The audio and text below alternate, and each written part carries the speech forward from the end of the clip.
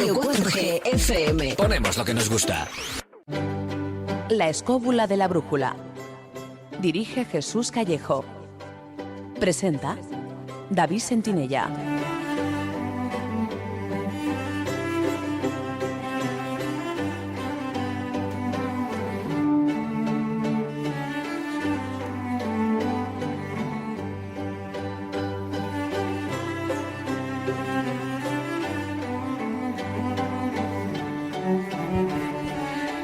Hola amigos, muy buenas noches, ¿qué tal estáis? Desde los estudios de Radio 4G FM en Madrid, os damos la bienvenida una semana más a una nueva edición de La Escóbula de la Brújula.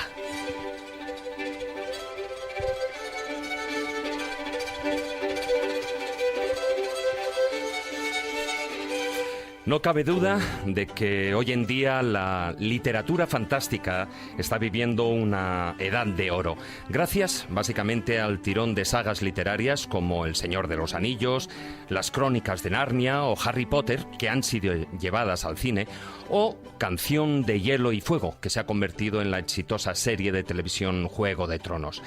Evidentemente, existen muchísimas obras más, obras maestras de género fantástico que, gracias a este resplandor del momento, son descubiertas por infinidad de jóvenes y adultos.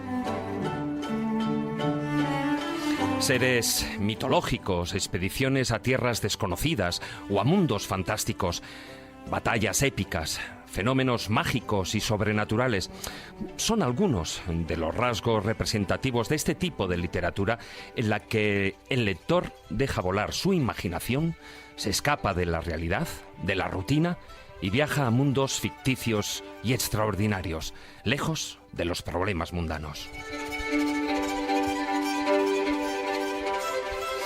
Pero la literatura fantástica es realmente mucho más que eso, y lo iremos viendo a lo largo del programa. Por ello, esta noche nos adentraremos en esta temática para conocerla a fondo, y lo haremos junto a nuestro invitado y amigo, el especialista en estas lides fantásticas, Raúl Shogun.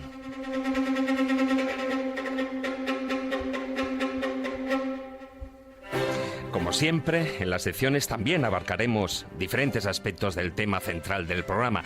En El Zurrón del Caminante hablaremos de los escenarios del ciclo de aventuras oníricas de Randolph Carter, escrito por Lovecraft.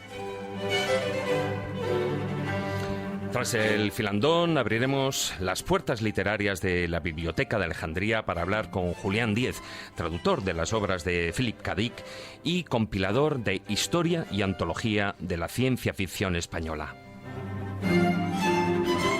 Y en esta ocasión pondremos la guinda a la presente edición con una de las magníficas historias bífidas de nuestro colaborador Miguel Salas. Os recuerdo, como siempre, que podéis dejar vuestras preguntas y comentarios durante el programa a través de WhatsApp al número de Radio 4G 636-689-184. Tomad nota, 636-689-184. No olvidéis de poner vuestro nombre en el mensaje, o también lo podéis hacer en Twitter con nuestro perfil @escobuleros. Y también, en última instancia, podéis hacerlo en nuestra página oficial de Facebook, La Escóbula de la Brújula.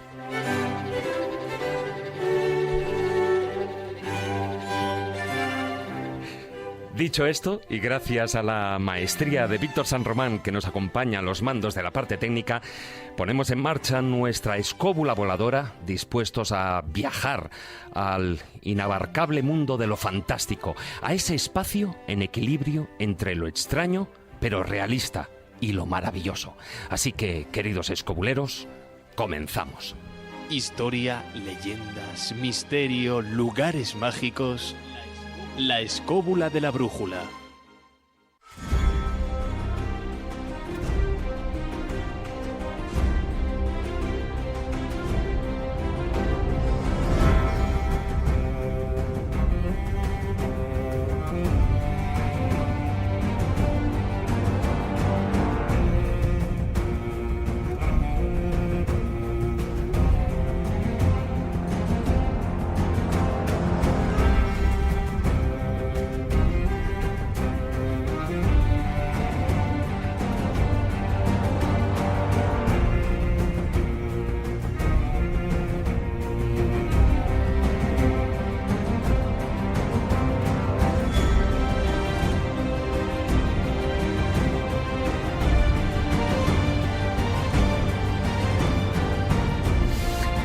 Buenas noches, don Jesús Callejo. ¿Qué tal, David? Muy buenas noches. Bueno, fantástica aquí, noche. Fantástica noche, bueno, rodeados de decorados oníricos, fantásticos, maravillosos. No hemos reparado en gastos, ¿eh? No, ¿Qué desde escenario luego. hemos puesto aquí? Qué pena que no lo puedan ver los oyentes. Hombre, es una lástima. Una lástima con lo que nos hemos gastado. Sí, fíjate tú, ya, pero no es cartón piedra, ¿eh? Esto es No. decorado virtual, No, como debe ser, ¿no? Los guerreros son guerreros y van a morir de verdad. Bueno, empezamos bien. Bueno, antes yo decía, bueno, pues debe haber en muchas, no en todas, evidentemente, pero uno de los ingredientes especiales son esas batallas épicas, evidentemente. Sí, fíjate, cuando hablamos de la literatura fantástica, lo estábamos comentando antes, ¿no? Fuera de micrófono. Es un tema tan amplio que podemos abarcar, ¿no? Para que no nos queden demasiadas cosas en el tintero. Es muy difícil, van a quedar cosas. Las batallas épicas, pero incluso los mundos paralelos, en los seres sobrenaturales, todo forma parte de esa literatura fantástica. Y ahí entraríamos un poco en ese pequeño kit de la cuestión. ¿Cuándo empieza la literatura fantástica? Mi teoría particular es que la literatura, toda literatura fue primero fantástica, toda. Y de hecho, fíjate, incluso le preguntaron a Borges, que era un auténtico especialista, hizo una antología de la literatura fantástica, y le preguntaron, dice, ¿cuándo empezaría la literatura fantástica? Y dice, mira, yo creo que el Génesis ya es un prólogo de la literatura fantástica. Es decir, bueno, que de alguna forma, si nos metemos ya en la Biblia, en el Avesta, en las Mil y una Noches, en los textos místicos, religiosos, en Homero, la epopeya de Gilgamesh, ahí siempre hay elementos fantásticos. Otra cosa es el género fantástico. Está claro que empieza ya muy tarde.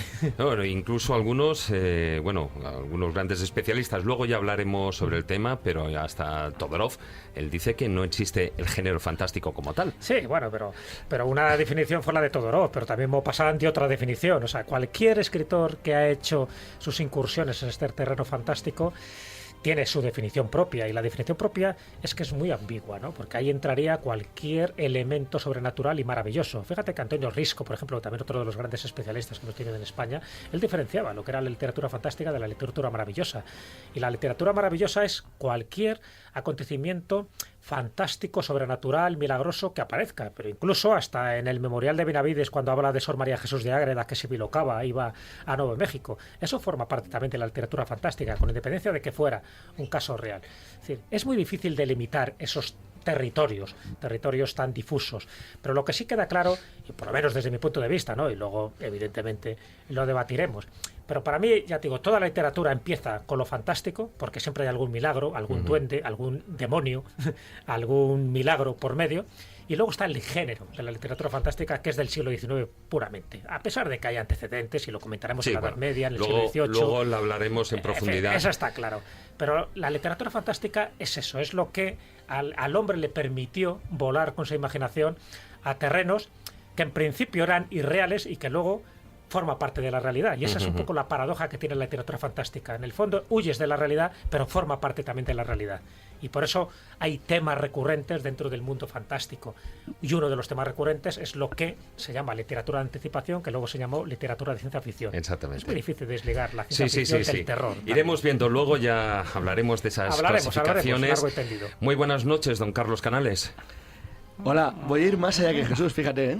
¿Más todavía? Bueno, no, ¿sabíais? Bueno, no, pero todavía no os adentres. Oye, una pregunta, Carlos, antes de que entres en cuestiones que hoy además te veo muy lanzado. Sí, lo estoy.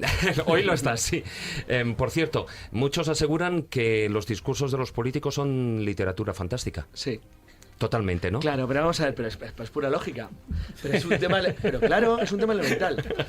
A ver, cuando digo que voy más allá que Jesús es que toda la literatura es fantástica. Es decir, hace poco en una charla mía sobre historia sostenía que todo intento de reconstrucción de la historia es falso. Siempre, es fantasía. No hay una realidad de la historia, siempre es fantasía. Es mentira. No se parece en nada a la realidad. Dice, ¿qué es la realidad? Da igual, es falso. Es decir, da igual, lo que tú hagas siempre es falso. No es que sea falso en el sentido objetivo de la falsedad. Eso es muy budista, ¿eh? Muy de la ilusión, muy de Maya, muy de Matrix. Es que es la verdad. Es decir, la realidad siempre es falsa. Es decir, tú lo que evocas cuando intentas reconstruir una historia real es mentira. Punto, ya está. Siempre es mentira. Entonces, como siempre es mentira, porque no, nunca es la realidad... Una cosa es que sea subjetiva. Fíjate la palabra, no, subjetiva, fíjate la palabra, mentira, he dicho mentira. No, es mentira. Mentira en el sentido que es voluntaria y objetivamente falsa.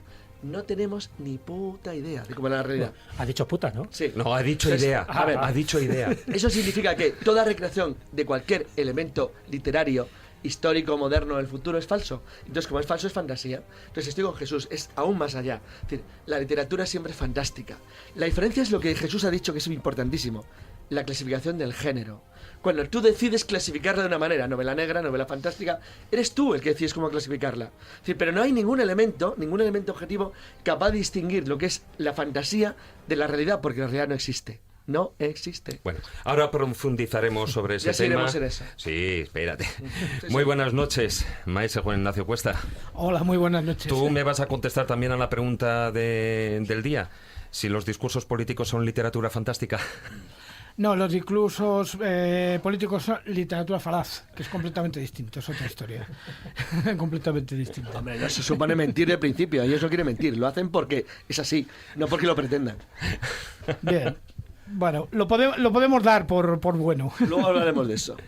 Bueno, la verdad es que, como estamos apuntando, maese, es muy difícil, digamos, clasificar o cuanto menos ponerle límites a este tipo de literatura, ¿no? Hombre, evidentemente lo que estaban diciendo Jesús y Carlos tiene muchísima razón. Carlos evidentemente habla de que cuando uno escribe o cuando se crea literatura es muy difícil representar la realidad tal y como fue, porque tendría que ser tan amplia la secuencia de pensamientos, de actos, de escenarios, que realmente siempre todo es una cosa un poquito irreal. Realmente la literatura no está hecha para eso, la literatura no está hecha para que nosotros tengamos una fotografía perfecta de lo que sucedió en un momento dado. Entonces, efectivamente, todo es absolutamente fantástico y lo recreamos a nuestra manera, sentimientos, paisajes, formas, estilos, todas esas cosas. Y simplemente la convención de crear un género que se llame fantástico es para entendernos de alguno y otro modo. Sí, señor. ¿Qué falta de...? O sea, el Quijote no es literatura fantástica. Claro. Cuando es una ficción que encierra una filosofía, pero es que la filosofía también es literatura fantástica. Claro. Si vamos a Nietzsche, o si ya nos metemos en Wittgenstein, ya la cosa puede llegar Juan Ignacio, hasta niveles... Zola es literatura fantástica. Claro, toda la lógicamente. literatura es fantástica, claro. Bueno, vamos a ver si nuestro invitado de hoy también opina 3/4 de lo mismo. Muy buenas noches, Raúl Según. Hola, buenas noches. Encantado de estar aquí. Que sepáis Bienvenido. que no me pienso... O sea, espero que esto os alargue porque no pienso irme de aquí y esto va a ser muy amplio. Bueno, ya lo decías en Twitter, 10 horas, ¿no? Sí, 10 horitas. Aquí empezamos rápido. Y ahora que decías lo de... Me he acordado de una cita de Terry Pratchett que definió la democracia de la mejor forma posible. Yo creo mucho en la democracia porque es un hombre, un voto. El hombre soy yo y el voto es el mío. Lo de los demás ya veremos. Sí, básicamente sigue siendo... Esta gente culta es terrible, tío. Dicho lo cual, no le voy a hacer la pregunta del día. Mezclar ya fantasía con política, fíjate. Qué leche ahora mismo, hombre. Es que ya los ¡A los leones! Qué ¡A los bueno, leones! Pratchett, qué bueno. Has citado ya a uno de nuestros ídolos. Bueno, Raúl Según es, como ya iréis viendo, bueno, es un especialista en literatura fantástica y también podríamos decir de sus derivados, es decir, tanto del cómic como del cine, ¿no? Además, bueno, tienes una librería dedicada a estos tres mundos prácticamente. Sí, tenemos en Según Salamanca tenemos cómic, tenemos fantasía, tenemos ciencia ficción y también, aunque para que se ría también un poco Carlos Meta y Cizaña, tenemos segmento histórico porque nos gusta mucho, con lo cual está todo juntito. Y la versión friki, pero mola, ¿eh? Y luego está la versión todavía más friki, como tú dices, que es la de los juegos. Exactamente, Esa los es Wargames, la que remera ya. es muy divertido y además bastante curioso, y la cantidad de horas que te entregan, te dan, y bueno, el tema fantástico da para muchos juegos. A día de hoy existen casi 400 títulos. Yo creo que derivados todos, o sea, cualquier juego que sea, ya no te digo de plataformas, pero es que incluso hasta estos son dedicados o beben de esas fuentes, ya Sí. por no hablar de los de rol, etcétera, etcétera. Sí, que bueno, viene todo derivado de, ¿no? Empezamos con mesa y según vamos avanzando tecnológicamente, además es curioso, tenemos más tecnología y volvemos otra vez a lo analógico, a tirar dados, a jugar, a miniaturas David, y a tableros, es algo David, maravilloso. Aníbal hubiera acabado traumatizado. al ver eso. Gente que le discute, pero Me encanta usted va a llevar una a la derecha en Gangas, pero ¿qué hace, hombre? Me encanta lo que cuentas, Raúl, porque yo me inicié en la literatura fantástica con el hombre enmascarado y con Asterix. Es que Es Con un tío con Tintín. calzoncillos por fuera, ¿no? es maravilloso, o sea, es que tienes ahí todo lo que puedas imaginar, lo tienes ahí cerca, lo puedes recrear, tanto en juego como en miniatura, como en literatura. O sea, todo eso, además, desde pequeños ahora los chavales, gracias a, como comentabas antes, a películas, sagas y tal, se están acercando a leer cosas que Claro. para nosotros tenemos de forma más o menos básica. Ahora coger a un chavalito de 10 años y decirle, venga, te vas a leer, por ejemplo, La historia interminable.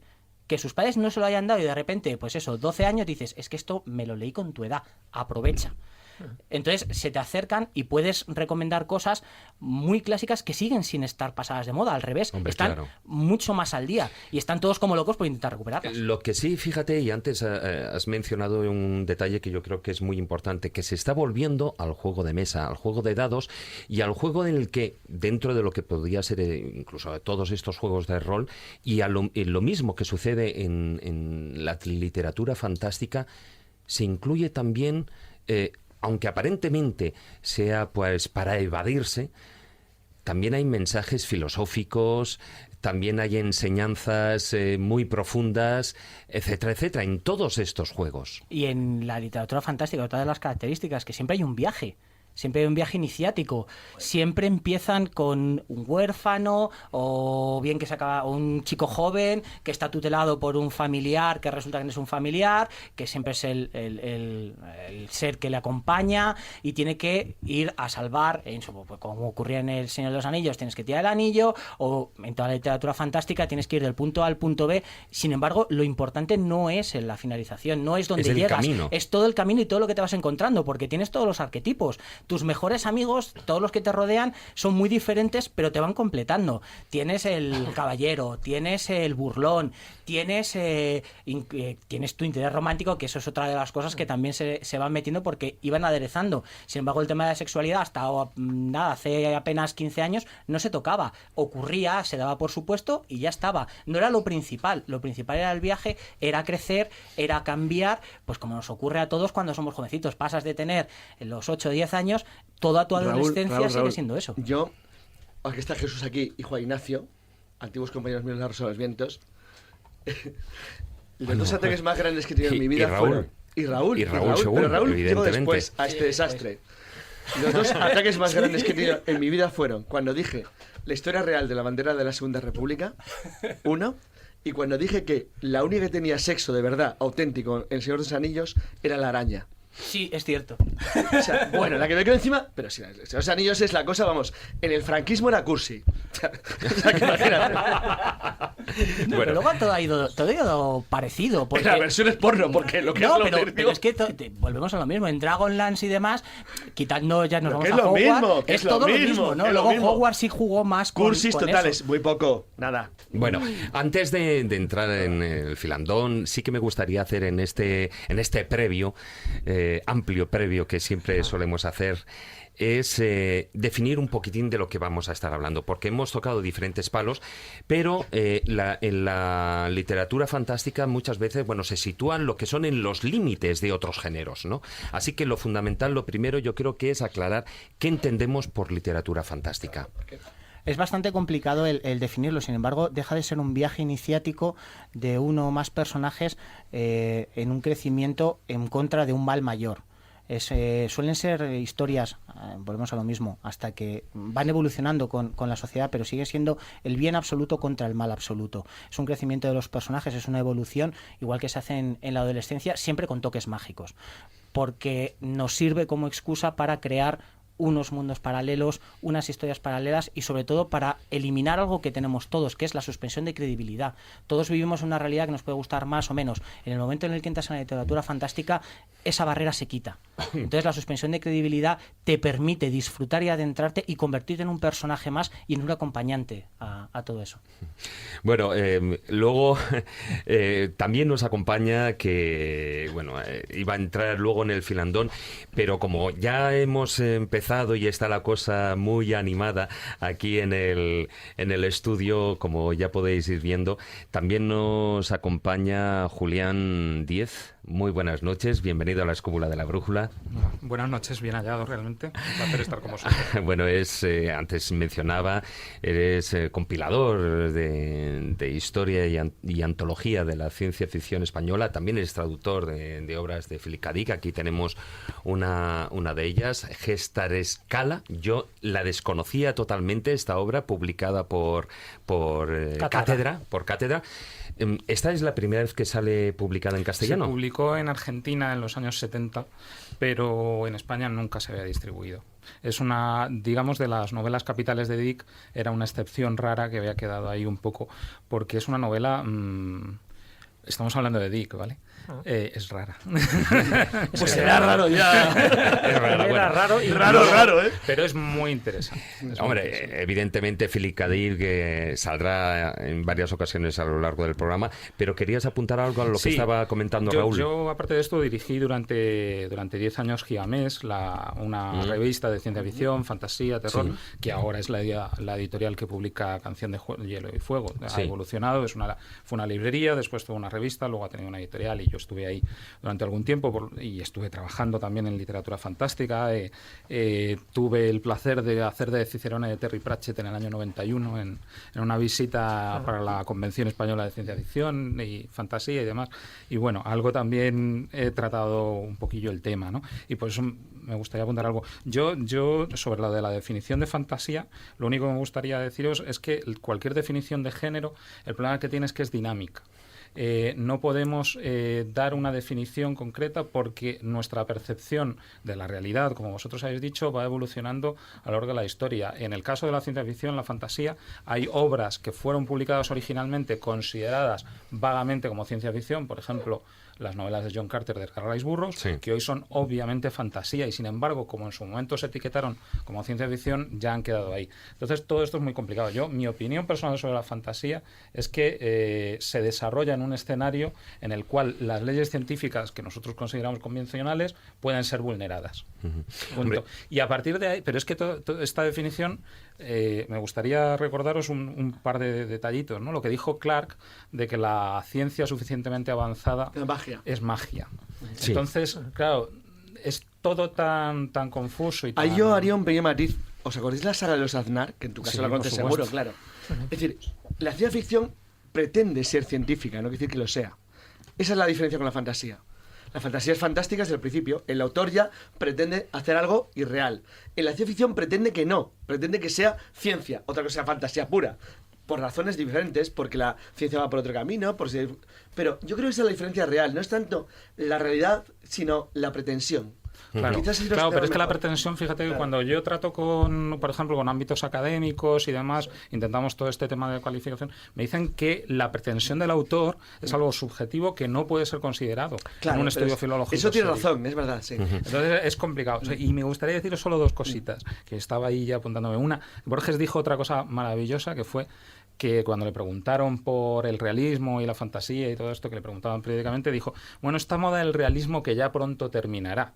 Dijo, porque él consideraba que la fantasía era el género literario. Sí, a él no le gustaba nada el realismo, además. Y eso no le gustaba. No, pero porque decía lo que decíamos al principio, que todo es fantasía. Siempre, claro. Hombre, yo recuerdo ese término, el realismo fantástico, ¿no? Claro, se inventaron el realismo mágico. Y luego otra cosa sobre lo que has dicho de políticos y fantasía y demás, apuntarte una cosa. Eso no se libra a nadie, hoy no cae a todo el mundo. No, pero te digo que yo sí... Luego yo te sí, pregunto, Víctor, ¿eh? Esto lo tengo muy claro. Mirad, en campaña electoral los discursos son ciencia ficción porque se pretende que tengan una verosimilitud. Después de la campaña se convierte en fantasía y mediada la legislatura son terror. Esas son las diferencias, la diferencia de los géneros. Bueno, Svetan Todorov, que es muy conocido, pues bueno, es uno de los grandes estudiosos de la literatura. Él además hizo en el año 1970 esa gran aportación que era sobre la teoría de la literatura, su introducción a la literatura fantástica.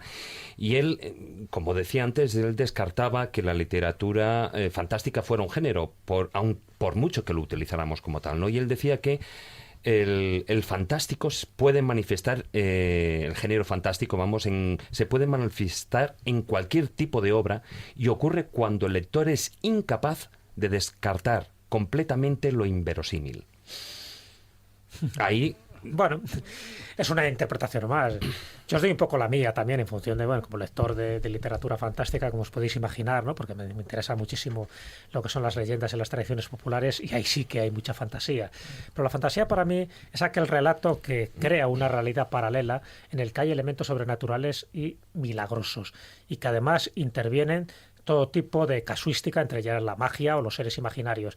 Desde esa perspectiva, no olvidemos, y eso lo ha apuntado muy bien Raúl Sogún, que muchos de estos relatos de fantasía es un viaje iniciático. Acordaros que hay una obra de Joseph Campbell que se llama El héroe de las mil caras. El héroe de las mil caras te está diciendo que prácticamente todo relato en epopeya, en textos religiosos o en cualquier novela de ficción, se está representando siempre en los mismos parámetros o casi los mismos arquetípicos, que básicamente están divididos en 3 fases, a pesar de que lo divide en 12. Las 3 fases es la separación, es decir, tú tienes que salir de ese paraíso original, de tu casa, en fin, tienes que meterte en ese mundo lleno de peligros, por lo tanto, sufres una iniciación a través de pruebas, de peligros, de aliados, de monstruos que tienes que desafiar, de pruebas que tienes que vencer, y luego es el regreso. Es decir, es el regreso como héroe, como persona integrada, como persona... Jesús, el cantar de Melio Cid. Claro, es eso. Coño, pero veis que muchos de los relatos, desde este punto de vista, vamos a llamarlo iniciático, es clave. O sea, y da igual que lo escriba Lovecraft, que lo escriba cualquiera de los autores que vamos a citar, que son muchísimos, ¿no? Incluso desde el Conde de Juan Manuel en adelante. Es decir, estamos hablando de un viaje en el que tú creas una realidad paralela, pero que en el fondo forma parte de tu realidad. Es decir, desde el punto de vista subjetivo del autor, pero el autor tiene que utilizar los elementos que él conoce. Y los elementos que él conoce es su vida, sus peripecias, sus aventuras y sus desventuras. Y luego lo refleja. Fíjate, cuando decía Juan Ignacio, ya para mí es un caso claro, ¿no? El Quijote. Cervantes escribe el Quijote para luchar, para criticar los libros de caballería, en definitiva para luchar contra la fantasía, y sin embargo el Quijote es un libro fantástico. Es decir, de alguna forma se contradice voluntariamente, porque él sabía perfectamente lo que estaba haciendo. Es una ironía, fundamentalmente, claro, todo él. Pero en principio surge para eso. Hay bastante discusión últimamente sobre ese tema. Pero es que empieza el Quijote ya siendo una fantasía, porque dice que es una traducción de un libro árabe. O sea, que ya desde el primer momento ya te está diciendo, cae, ya te digo, en esa contradicción totalmente deliberada de que no luchas contra los libros de caballería y por lo tanto con los libros de fantasía. Todas las novelas son fantasía, claro. Pues entonces entramos en la primera premisa que hemos hecho. Volvemos al mismo. Hay que acotar porque todo es fantasía, claro. Pero no exactamente. A ver, ¿cómo podemos establecer, y con esta pregunta sé que va a traer cierta tela, pero la dejo como para terminar esta introducción y también la considero necesaria para todo lo que vamos a hablar después? ¿Cómo podemos establecer entonces la frontera que existe entre esa confusión de los 3 grandes géneros de ficción, es decir, lo que sería el terror, lo que sería la ciencia ficción y lo que sería la ficción fantástica? Bueno, la anticipación se llamaba, antes de llamarse ciencia ficción se llamaba novelas de anticipación. Sí, bueno, pero es más correcto, ¿no? Incluso, ¿eh? Es más correcto. El problema lo tienes en que muchas veces van muy paralelas, lo que pasa es que predomina unas cosas sobre otras, porque los monstruos están ahí como significación del mal. Está ahí, es algo al que te debe dar miedo, contra lo que debes luchar.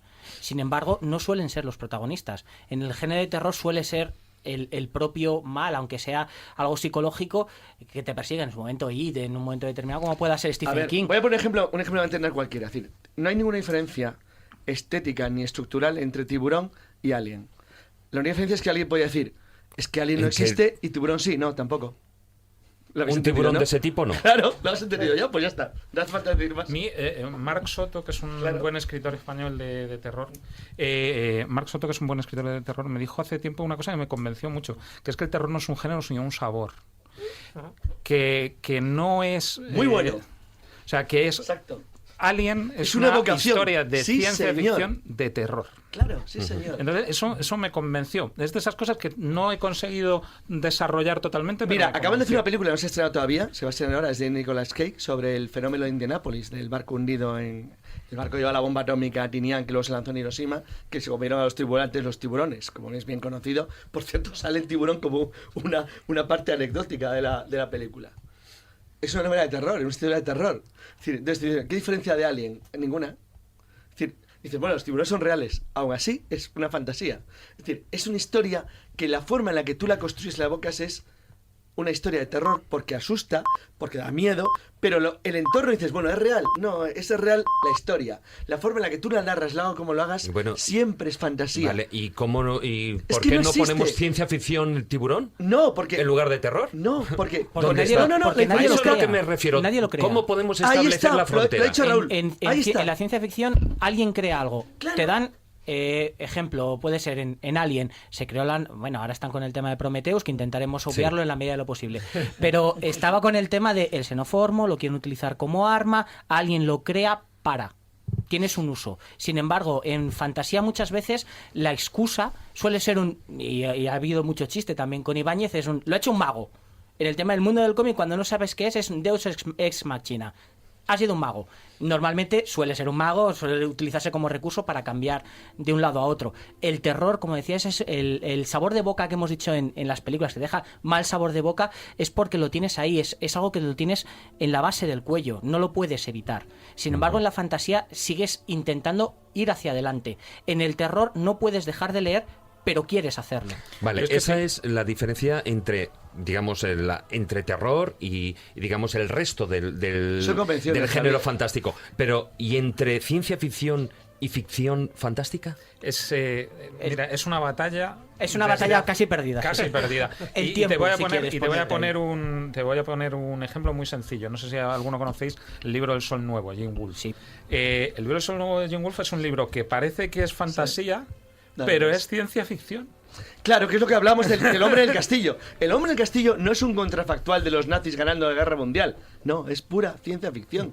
No tiene nada que ver. Se refiere a una novela de Philip K. Dick. Digo, claro, los en el libro del Sol Nuevo de Jane Wolfe, el personaje, siguiendo lo que comentábamos antes de Clark, de que la magia lo suficientemente avanzada se confunde con ciencia, el personaje no tiene los conocimientos suficientes, como hasta muy avanzada la novela, para darse cuenta de que lo que ocurre a su alrededor es fruto de una tecnología de la cual se ha perdido memoria, etcétera, etcétera, pero en realidad es ciencia ficción. Entonces, yo después de leer eso, que es una obra que ya tiene sus buenos 25 o 30 años, ya te das cuenta de que es una batalla que son convencionalismo. Vamos a hacerlo un poco más divertido con una coña. ¿Cómo empieza la Guerra de las Galaxias? Hace mucho tiempo. No me hagas tararear la Entonces, música, claro, estás en eso, es hace mucho tiempo. Como nos ocurría, si pensamos en algo fantástico, siempre piensas en algo medieval, con dragones y no sé qué.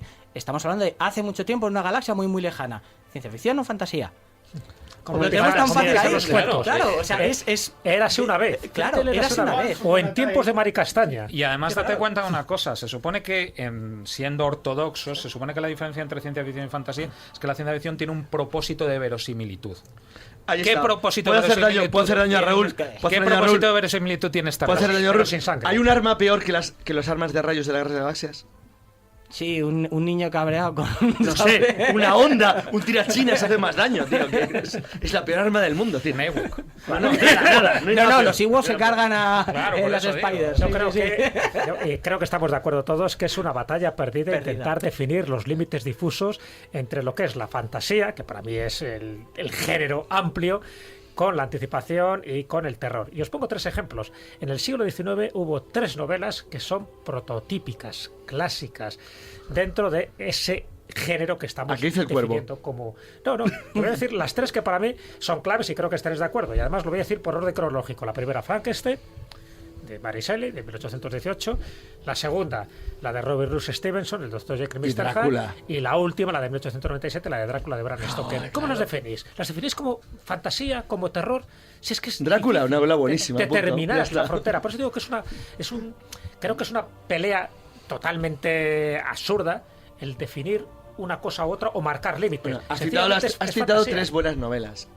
Que fíjate, no tienen, para mí es que no tienen género, es que son muy buenas. Las 3 es que son, ¿qué 3 ejemplos? Pero, claro. ¿Qué 3 ejemplos más buenos? Pero sí hay una cosa que es cierta. Cuando uno se acostumbra a ir un poquito más lejos, le resulta un poquito difícil entiendes volver matices. Atrás. Lo que pasa es que también quiero decir, estilos. Cuando alguien se habitúa a que su imaginación vuele un poquito más libre, se hace más Claro, pero difícil tienes razón, atarse Jesús. a- Tú puedes, luego, a partir de Drácula, generar lo que llamas literatura de vampiros.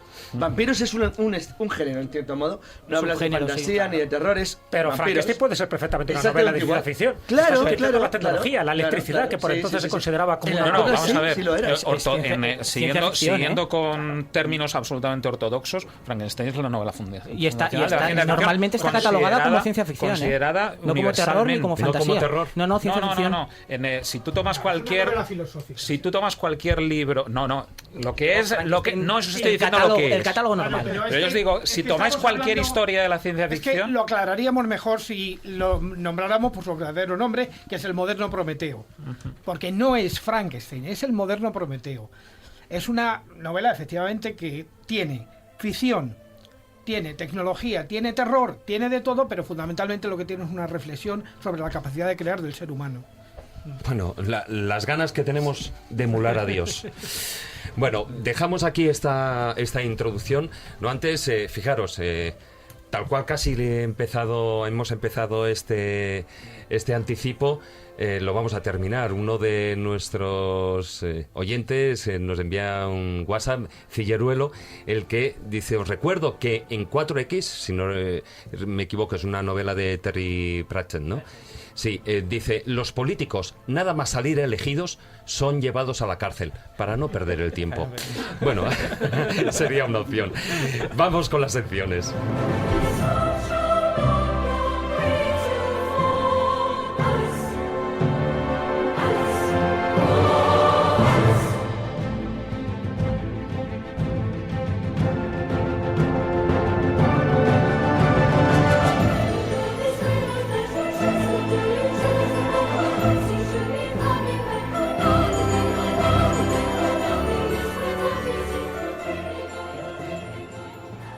Si quieres viajar a lugares con historia y sumergirte en los grandes misterios de nuestro mundo, La Escóbula de la Brújula, en Radio 4G.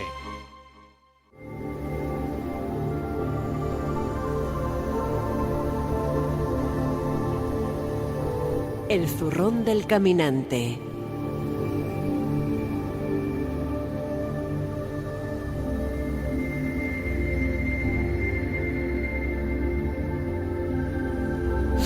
Y vamos con la primera sección, como no, el zurrón del caminante. Y este zurrón hoy nos va a hablar de esos escenarios fantásticos del ciclo de aventuras oníricas, en el que, bueno, está ese personaje, ¿no? Randolph Carter.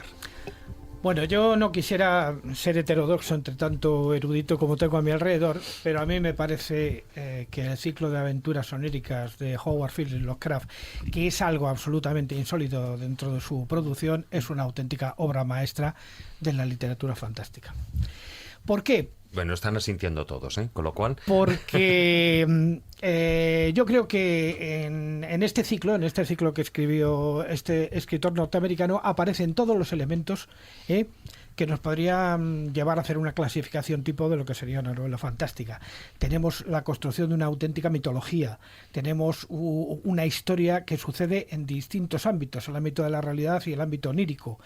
Tenemos realidad incluso, porque Randolph Carter es un anticuario que ha estudiado, curiosamente, en una universidad ficticia que es la de Miskatonic. Y a partir de ahí empieza a surgir una serie de elementos y una serie de cosas que empiezan con un relato de terror. Ese primer relato de terror sería la declaración de Randolph Carter, donde Randolph Carter entra con un pintor que la ha conocido y que ha muerto hace mucho tiempo y está ya en forma descarnada, está en forma fantasmal, en una tumba, y este va a serle como la Beatriz de la Divina Comedia, le va a ir introduciendo de alguna manera en un mundo que gradualmente va a ir creciendo. El segundo elemento, que es la llave de plata, ya nos sitúa la iniciación, lo que estábamos hablando antes, Sí. de la novela iniciática del propio Randolph Carter. El propio Randolph Carter tiene unas experiencias, empieza a contar su historia, que es hijo, quiero decir que sus abuelos eran personajes importantes, que habían estado en las cruzadas, que habían estado en Arabia, que tenían una serie de antecedentes pseudomágicos de alguna manera, y donde ya empieza a meter elementos de lo que yo llamo la segunda literatura fantástica dentro de la propia literatura fantástica de Lovecraft, que es la construcción de los libros. El Liber-Logaeth, el Liber-Logaeth sí existiría. Pero, por ejemplo, el Necronomicon, que digan lo que se diga, no existe. Bueno, ¿cómo que no? Está construido, hay pasos. Los señores de Gigamés sacaron... No. Ahora que lo tengo aquí, Hay escenas el culpable es él. el culpable es él. Ya, te están señalando, ¿eh? Yo no Julián? fui. Yo puedo decir que yo no fui. Excusas. Todos dicen lo mismo. Bueno, lo que pasa es que, el tema del Necronomicon tiene muchísimo peligro, y eso que nos lo han pedido, ¿eh? Sí, bueno, pero por eso... Hoy no va a ser el día de hablar del Necronomicon. No voy a hablar del Necronomicon, simplemente cito que la construcción literaria de libros que aporta Howard Phillips Lovecraft van de alguna manera tejiendo lo que es el esqueleto del relato, fantástico, de alguna manera, con esas pequeñas ayudas que se da a sí mismo Howard Phillips Lovecraft, introduciendo la nigromancia, introduciendo el simbolismo, introduciendo la alquimia, introduciendo la fórmula matemática, el conjuro, la invocación. Claro, ser un tío muy raro. Bueno, de todas formas... Era un friki, tío. Bueno, Randolph Carter...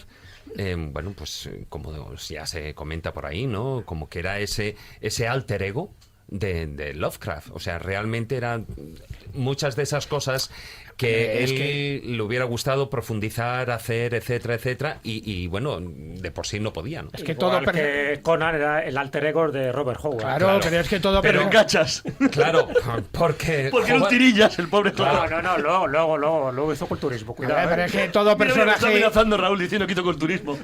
No, que es que la coña con Howard es que le daban en el colegio. O sea, sí, y por eso creó ese personaje que era Conan. A ver, Conan no deja de ser de otra manera, y perdona, y ya te dejo hablar, que es el primo de Zumosol. El primo de Zumosol, sí, el primer primo de Zumosol de la historia. Espérate que viene Conan, que es mi primo, y se lo dices a él, ¿vale? Pasaba como Woody Allen, le rompió Pero los ojos. es que estáis diciendo algo obvio. Todo el que escribe un poquito de sí mismo, aunque sea, digamos, de una manera, como diría yo, por referencias, ¿no? En fin, sigamos con el siguiente relato del ciclo de aventuras oníricas de Randolph Carter. Este se llama La búsqueda onírica de la desconocida Kadat. Aquí ya Lovecraft nos introduce dentro de lo que es el elemento fantástico, también el paisaje fantástico, la ciudad fantástica, un lugar habitado por unos seres extraños, además que es difícil imaginarlos, porque, por ejemplo, las criaturas descarnadas de la noche, ¿cómo se imagina uno a las criaturas descarnadas de la noche? ¿O cómo se imagina al gran dios Nyarlathotep, el caos reptante? ¿Qué es el caos reptante? ¿Cómo nos lo imaginamos? O a Tulu, que está royendo en las profundidades del mar, y que además tiene que ver con las mitologías de los indios de Oceanía, ¿no? Una cosa verdaderamente difícil. El pájaro Shantak, el monje amarillo que vive en las profundidades, la ciudad desconocida de Kadat, que es una ciudad gigantesca, casi más grande que toda la Tierra, que está hecha toda de mármol. En fin, Joder, Ignacio, realmente... me acaban de escribir y dicen: soy argentino, de origen alemán, mido 1,90, soy rubio, de pequeño quiere ser paticorto, no ni moreno, quiere ser Maradona. ¡Qué crack! Bueno, acabas de romper la sección, ¿eh? O sea, Lovecraft no se merece esto, Carlos. Esto es genial. Te voy a expulsar del estudio 5 minutos, ¿eh? Que lo sepas. Sigue, maese, sigue. Me acabo de hacer polvo toda la ideología del montaje. Bueno, vamos sigamos, que si no se nos hace muy largo. Randolph Carter. Siguiente cuento del ciclo de aventuras de Randolph Carter sería A través de las puertas de la llave de plata, donde se produce además incluso una alteración del tiempo. El personaje principal de este relato es un personaje que en el fondo es una cucaracha vestida de Suomi, o sea, como una especie de sabio oriental, que además vive dentro de un reloj en forma de ataúd cuyas manillas marcan el tiempo justamente al revés. O sea, en vez de marcarlo adelante, lo envían sumamente al revés. Y cuando con motivo de llegar a acceder a la herencia que recibe de sus abuelos, se le descubre, y entonces de repente vuelve a introducirse dentro del reloj, dentro de este reloj en forma de ataúd, y desaparece misteriosamente y no se vuelve a saber nada de él, para entrar ya en el siguiente relato, que es el más fantástico de todos. De todas formas, maese... O sea, algunos oyentes ahora mismo pueden estarse acordando de toda tu familia. Estás haciendo un spoiler literario en toda su longitud. No. Yo lo que estoy es estimulándole a que lean esto, porque por mucho que yo quiera describir esta obra maestra de Lovecraft, siempre va a dar muchísimo más de lo que nosotros podemos decir aquí. Nosotros podemos describir nombres, circunstancias, cosas, pero el contenido de la historia que nos presenta sobre Randall Carter es tan rico, que no importa que sea un... No, Juan Ignacio, dices que es difícil de reproducir, que no es lo mismo, es muy complicado, es caro y complicado, porque él genera una serie de imágenes que son muy difíciles de hacer. Y en el caso de Lovecraft, ¿cómo lo haces? O sea, es decir, los amantes del cómic, ¿cómo repiensas a Cthulhu, como los monstruos? ¿Cómo lo haces? Es muy complicado. ¿Cómo repiensas el horror total, tal como él lo describe? Hay cierto, con Cthulhu hay cierto arquetipo. Sin embargo, ahora, además acaba de salir este año a la venta, Alan Moore ha hecho un cómic sobre Lovecraft, utilizándolo con el tema de detective, con el tema de su personaje, para salirse un poco de lo que son los mitos y leyendas y demás. El problema con Lovecraft es que una vez que entras en ese mundo es difícil salir, porque difícil. Te atrapa y además totalmente. La sensación, formas parte de todo el manera paisaje. De contarlo, la manera de vivirlo y sobre todo la manera de transmitirlo unos a otros. Porque cuando tú vas a una tienda o te acercas a una librería, lo pides, muy bien, oye, mira, me gustaría. Sin embargo, todos los libreros, todos los que lo hemos tenido y sobre todo todos los que lo hemos prestado, porque además son obras que se prestan, de las pocas obras que se prestan... ¿Tú te das cuenta de la dificultad de llevarlo al cine? Ahí está el asunto. Es decir, lo intentaron... Dragon tampoco fue tan mala, no está haciendo un spoiler por la sencilla razón de que la prosa de Lovecraft es tan poderosa. Es tan poderosa. Que da igual que sepas... Vamos a ver, todos sabemos cómo terminan todos los cuentos de Lovecraft. Viene el bicho y te come. En el caso concreto, vamos a ver, en el caso concreto del ciclo de aventuras de Randall Carter, el último cuento, el último relato de todos, que es En busca de la ciudad del sol poniente, Randall Carter vuelve a la vida real y descubre que las famosas ciudades que están en su imaginación, la ciudad de Iret, de las 1000 columnas, la ciudad de Kadat, en el fondo son los capiteles al atardecer de Boston o de Rhode Island en concreto. Claro, pero el poder de la prosa de Lovecraft, ahora no estaba hablando concretamente de los cuentos de Randolph Carter, sino en general, el poder de la prosa de Lovecraft es tal que aunque tú cuentes lo que está ocurriendo, el disfrute es enorme. Y el problema de Lovecraft es que es inadaptable al cine, porque te está apelando a imágenes, a sentimientos personales que nunca los de un cineasta... Son los que tú ves. Claro, son los tuyos. Siempre van a estar por debajo. Y ese es el poder. Mira, hay un ejemplo. El otro día cuando hicisteis el especial de ciencia ficción, eso ocurre también con algunas novelas de ciencia ficción. Hay también hay un ejemplo que es las Las montañas de locura de Lovecraft, pero por ejemplo, la Antártida, que en el fondo es la base, por ejemplo, de Depredador frente... No puedes crearlo porque...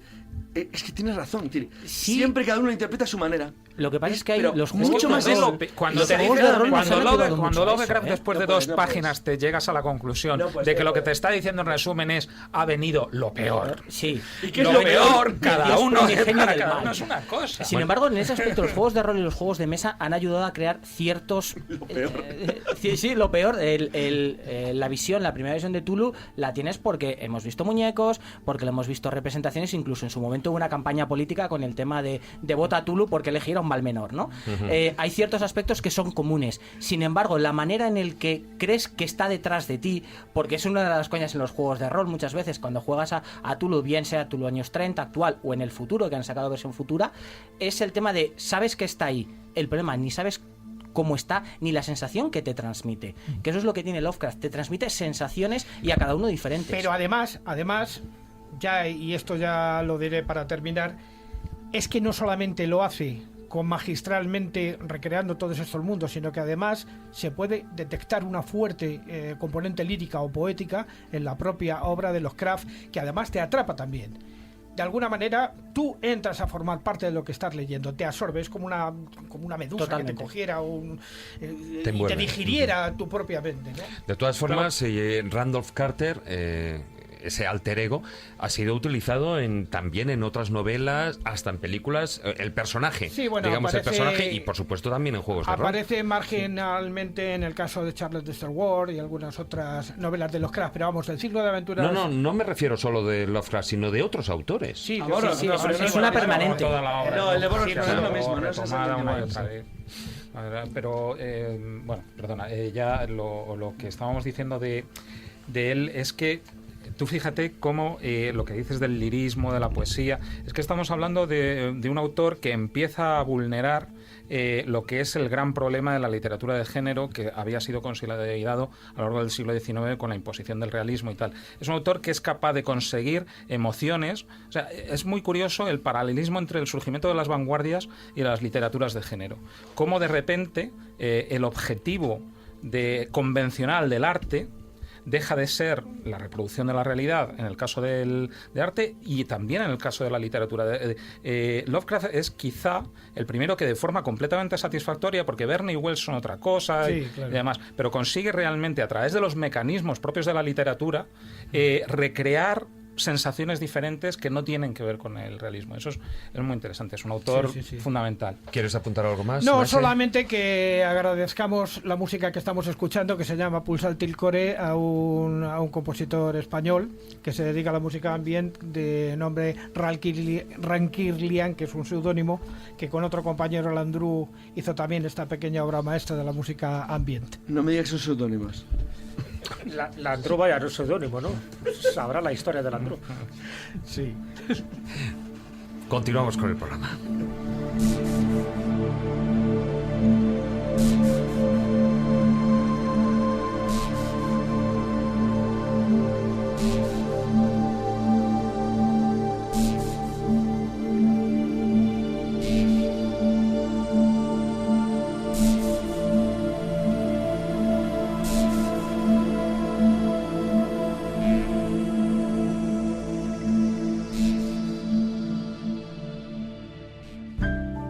La escóbula de la brújula. Dirige Jesús Callejo. Presenta David Sentinella.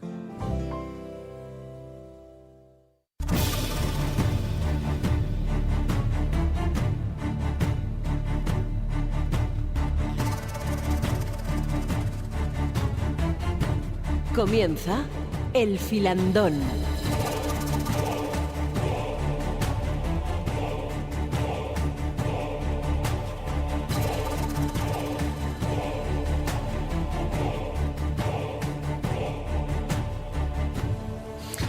Bueno, cuando quedan apenas, 10 minutillos, 8 minutillos para las 11 de la noche, nos enfrascamos en este filandón ya de pleno derecho.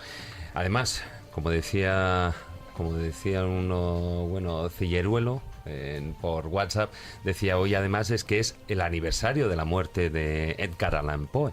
Entonces, bueno, pues qué mejor día que hablar de la literatura fantástica y, evidentemente, antes estamos hablando de hacer una especie de clasificación, ¿no?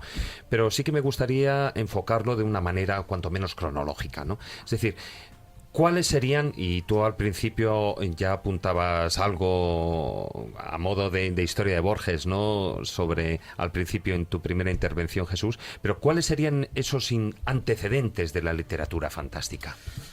Bueno, a ver, partiendo de esa base tan amplia, ¿no?, que hemos establecido al principio, los antecedentes son muy difusos, porque ahí visto, entran todos los libros religiosos prácticamente y todos los libros mitológicos. Eso se preguntaron también a Borges, dice, ¿cuándo empezaría? ¿Cuándo nace la literatura fantástica? Dice, muy lejos, dice, la Biblia, la mitología, es decir, él no sabía especificar. Pero bueno, puestos a hacer una cronología, me refiero ya con obras literarias puramente de ficción, y si lo dividimos un poco como en 4 etapas, por decirlo así, sería un poco la Edad Media, sería por otra parte el Barroco y por otra parte el siglo XIX, que es cuando oficialmente nace la literatura fantástica, y ya todo lo que implica el siglo XX y el siglo XXI, ¿no? O sea, esas 4 etapas. Hombre, desde mi punto de vista, ya te digo, y siempre es subjetivo, ¿no? Porque cada maestrillo tiene su librillo en este tipo de temáticas, pero si ya empezamos un poco con las obras puramente literarias, cuando la distinguimos de esa literatura maravillosa que la distinguía Antonio Risco, ¿no? Y la literatura maravillosa sería pues esas relaciones extraordinarias, por ejemplo, que se hacían, que es para mí el primer periodismo amarillista, es esas relaciones extraordinarias, por ejemplo, de Jerónimo de Barrio Nuevo o de Pellicer, es decir, donde te contaban desde nacimientos monstruosos hasta ovnis que se veían en el cielo, y estamos hablando del siglo XVI, siglo XVII, incluso antes, ¿no? Incluso Antonio de Torquemada, por ejemplo, en su Jardín de Flores Curiosas, está repleto de elementos fantásticos, que para él lo cuenta, y lo cuenta como si fueran reales, pero no deja de ser elementos fantásticos. De todas Entonces, formas, Jesús, a ver, sí. por ejemplo, estamos hablando de los textos religiosos, pero tenemos epopeyas. Ya no te digo la de Gilgamesh, o pero ejemplo, yo que sé, a nivel de Grecia, o sea, Gilgamesh en Mesopotamia, pero tenemos la Ilíada, la Odisea, etcétera, etcétera, Pero que además siguen el prototipo David, de la historia. No es lo mismo. Lo que dice Jesús es la forma en la que tú elaboras como un contenido literario moderno, en el sentido de literatura como hoy la entendemos, algo que está relacionado con la fantasía y el misterio, es decir, los viajes de Gulliver.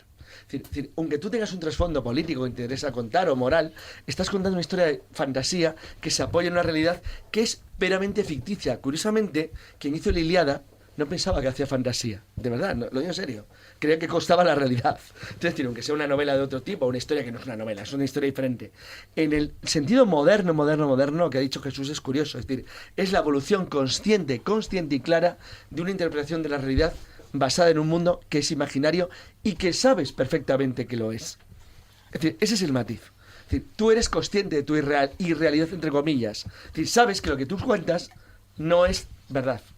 Fíjate qué cosa más absurda acabo de decir, pero lo sabes conscientemente. Tú creas un mundo onírico, o de ficción, o de fantasía, o de imaginación. Da igual el objetivo que tú busques, político, religioso, intelectual o de entretenimiento. Es decir, lo haces desde el punto de vista intelectual de la partida. Y eso es muy moderno y es propio de la cultura occidental, de ninguna otra, ¿eh? Sí, bueno, fíjate, hace 2000 años escribió una obra que se llama Historias Verdaderas, de Luciano de Samosata.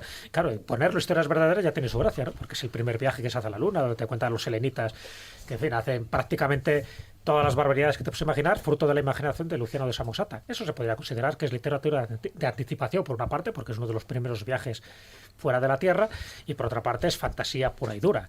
Pero, ya digo, desde el punto de vista ya más literario, porque la literatura de fantasía, por decirlo así, para mí es inglesa y del siglo XIX. Ahí es cuando empieza, ¿no? De acuerdo, totalmente. Todo lo anterior son antecedentes. Antecedentes, por ejemplo, en España, que es lo que un poco más conocemos. Fíjate, pues la traducción que se hace de Kalila Digna, de estos relatos fantásticos que en el fondo parten del Panchatantra, ¿no? De esos 5 libros de la mitología hindú, pues evidentemente eso es fantasía pura y dura. Las 1001 noches es fantasía pura y dura. El libro de Buen Amor, el Tratado de las Hadas, por ejemplo. Las leyendas de Becker, pues claro. El Conde Lucanor, el libro de Patrono del infante Don Juan Manuel, evidentemente. Además hay uno de los relatos de fantasía clave, ¿no? El Dián de Santiago, cuando va a visitar a un nigromante de Toledo.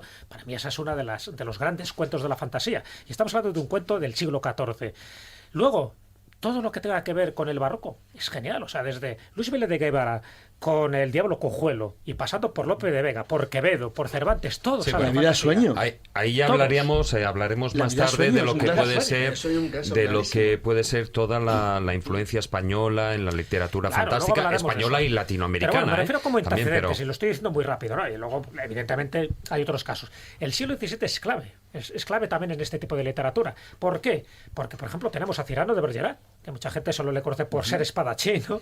o por la obra de teatro de Edmond Rostand, que luego se llevó al cine, como bien sabéis. Pero en ese siglo XVII, ese siglo de oro, tanto en España como fuera de España, fue clave. Incluso el primer viaje a la Luna que se hace realmente desde unos procedimientos científicos, lo hace un inglés, un obispo inglés, que es Francis Godwin. Pero el que lo realiza es un español. Y además un hidalgo sevillano que lo hace propulsado desde el Teide, desde las Canarias. Es decir, hay muy poca gente que lo sabe eso. De hecho, nunca lo publicó en vida el pobre obispo. Por cierto, eligió muy bien, ¿eh? Porque se la jugaba. No. Eligió muy bien el sitio. Es que elige Julio Verne, el mismo paralelo, la misma posición. En Cabo Cañaveral, que es donde se lanza. Elige el mismo lugar, pero en el hemisferio nuestro. Claro. Es decir, muy bien pensado el lugar, ¿eh? Sí, el Francis Godwin, la verdad que era eso, un obispo, el obispo de Hesford, pero que tenía, en fin, una serie de ideas muy claves, y bueno, pensó que un español era el suficientemente loco como para hacer este tipo de viajes, ¿no?, a la Luna. Entonces, todo esto son antecedentes y podríamos citar todos los que quisieras, ¿no? Y hay antologías en este sentido. Pero es verdad que ya hay que entrar en el siglo XVIII, cuando se considera como el antecedente claramente literario para considerarse literatura fantástica, El Castillo de Otranto, de Horacio Walpole. Es decir, yo creo que a partir de ahí la novela gótica es donde empieza a sumar ya ese ingrediente de terror, de fantasía, de suspense, ese sabor, ¿no?, que decía Julián al principio, y eso para mí ya sería la literatura fantástica. Con un antecedente muy interesante que sería El monje de Matthew Lewis. Bueno, pero estamos hablando también del siglo XVIII, es decir... Sí, el vampiro también. Maturín, pero... Bueno, sí, todos estos ya forman parte de esa literatura, que además mucha de ella estaba ambientada en España, que es curioso, o sea, por muchos de estos... El manuscrito encontrado de Zaragoza. Por ejemplo el es manuscrito hallado de Zaragoza, y, bueno, Jean Potoki y muchos más. Entonces, bueno, a partir de ahí ya empieza lo que es la literatura fantástica pura y dura. O sea, como antecedente directo sería el siglo XVIII. Para mí está claro. Incluso tuvimos un antecedente español. Es verdad que España en esto se reenganchó muy tarde. Suele hacerlo, por lo general, sí, reengancharse muy tarde a este tipo de géneros, ¿no? Se reengancha tarde. Pero tenemos un antecedente, desde mi punto de vista, bastante glorioso, que es el de José Cadalso, el de Las noches lúgubres. Es del siglo XVIII y parte... creo que autobiográfico, ¿no? Donde desentierra a su amada, porque estuvo totalmente enamorado, otros dirían otro término, de una actriz, y la desentierra para darle su postrero beso. Bueno, pues eso que cuenta en estas noches lúgubres es interesantísimo, porque en el fondo ella vuelve a meter ahí ese terreno fantástico de terror, de suspense, y además con alguien de un prestigio como él tenía, porque era un militar de alta graduación y que prácticamente le cuesta el destierro por escribir esa obra.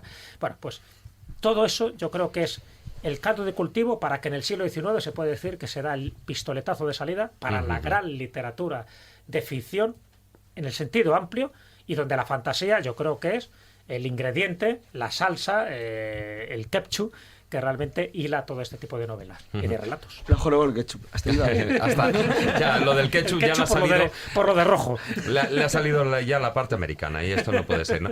Y ahí es donde, bueno, empieza a surgir ya con esplendor, con potencia, la literatura fantástica, y podríamos englobarlo, o bueno, al menos los especialistas lo hacen en unas principales corrientes, ¿no? Lo que sería esa alta fantasía, la fantasía épica, y luego una fantasía oscura. No sé si luego posteriormente ya, pues, o también gótica, no sé exactamente, ¿no? El tema de fantasía épica va muy asociada también a, como comentaba Jesús, el tema primero Edad Media, porque la caballería, como ocurría también en el Quijote, una de las versiones que los que ya tenemos cierta edad hemos tenido siempre en las manos ha sido el Quijote en cómic. Y lo primero que había era los libros de caballería representados como si fueran escenas de terror, oníricos, de colores verdes, de colores muy oscuros, para ambientarte y saber que los caballeros siempre salían del mal con brillantes armaduras. Entonces, al final, en los viajes, el huérfano, el protagonista principal, iba en busca de su armadura, en busca de sus armas, en busca de sus espadas, que siempre eran puras. Luego también pasamos a algo más adulto, como fue Hogwarts, con tema de Conan, porque también volvemos al mismo. Sigue siendo ese mismo viaje, lo que pasa es que una representación mayor para salir de la realidad en la que vivía. El tema de la fantasía gótica se va más al terror. Se va más al terror por lo enrevesado. Esa fantasía oscura, ¿no? La fantasía gótica. oscura, la fantasía gótica, se va a ese terror, se va a esas sensaciones y a esos sentimientos primarios, algo que no puedes evitar. Que esa es una de las grandes en mi es aspecto. Es fundamental, no lo puedes evitar. Es el enfrentamiento del héroe de la novela frente a algo que no puede controlar, por ejemplo en Frankenstein, que es una idea científica, entre comillas, de creación, de que tú tienes que hacer algo que es bueno en principio, pero que te sale mal porque tú no lo puedes controlar. El fenómeno del destino no controlado es uno de los elementos básicos de la literatura fantástica de todos los tiempos, la mosca. Sí. Para poner una película. Es decir, esa imposibilidad de controlar lo que tú tienes alrededor es lo que hace tan atractivo a Alien. Alien es el demonio, es el demonio del siglo XV, simplemente transportado a una imagen en la que el demonio ya no daba miedo, entonces lo da un monstruo. Pero el fenómeno de Alien es que la tripulación del Nostromo no tiene defensa. Ese es el tema interesante. Están perseguidos. Sin embargo, en la fantasía épica, la luz, el ser ese héroe, porque tú en la fantasía gótica y en el terror ocurre como en Lovecraft. Una vez que entras en el mundo de Lovecraft, aunque no puedas evitar salir, estás intentando darte la vuelta y huir. Sin embargo, en la fantasía épica más estándar, más ortodoxa, lo que quieres es ser el héroe. Ser el héroe con tus compañeros, con la espada, con la chica, matando al demonio. Es decir, el antihéroe no es tan atractivo. David, Norwest Smith, que el que influye a Han Solo, por ejemplo. Norwest Smith, un personaje de los años 30. El personaje de la novela de ciencia ficción de los años 20-30 o de la fantasía clásica tiene lo que dice Raúl, tiene un elemento de defensa o de actuación que le permite sobrevivir o imponerse al desafío. En el terror puro, tú no puedes escapar en el enlace en el que te metes. No tiene salida. Es decir, en Alien no hay salida. Aunque luego triunfe la pobre Ripley ahí jorobada. Pero por casualidad. Claro, pero no lo tienes. En tanto que el héroe tiene un elemento que le permite sobrevivir porque tiene argumentos da igual, es decir, armas poderosas, sabiduría, o eres simplemente el elegido. Exacto, siempre tiene algo diferente. Y eso marca dos líneas distintas completamente, que pueden estar mezcladas. Es decir, a ver, el juego de Ender no es una novela de ciencia ficción puramente. Es una novela de psicología sobre el destino de la elección del personaje. Lo que está pasa ambientado en el futuro, claro, es que ese es otro tema que no tiene solución, porque la ambientación es lo que te determina que a veces tú le llames ciencia ficción o no. Es decir, Blade Runner, sueñan los androides con ovejas eléctricas. Antes la criticaba, ahora se va a enfadar conmigo. Pero Julián dice. No, hay casos en la novela es muy inferior a la película. Dejemos también no, lo digo porque se trata del mismo tema. Es decir, en el fondo, el protagonista de la novela, que no es Harrison Ford en la película, es un pringado.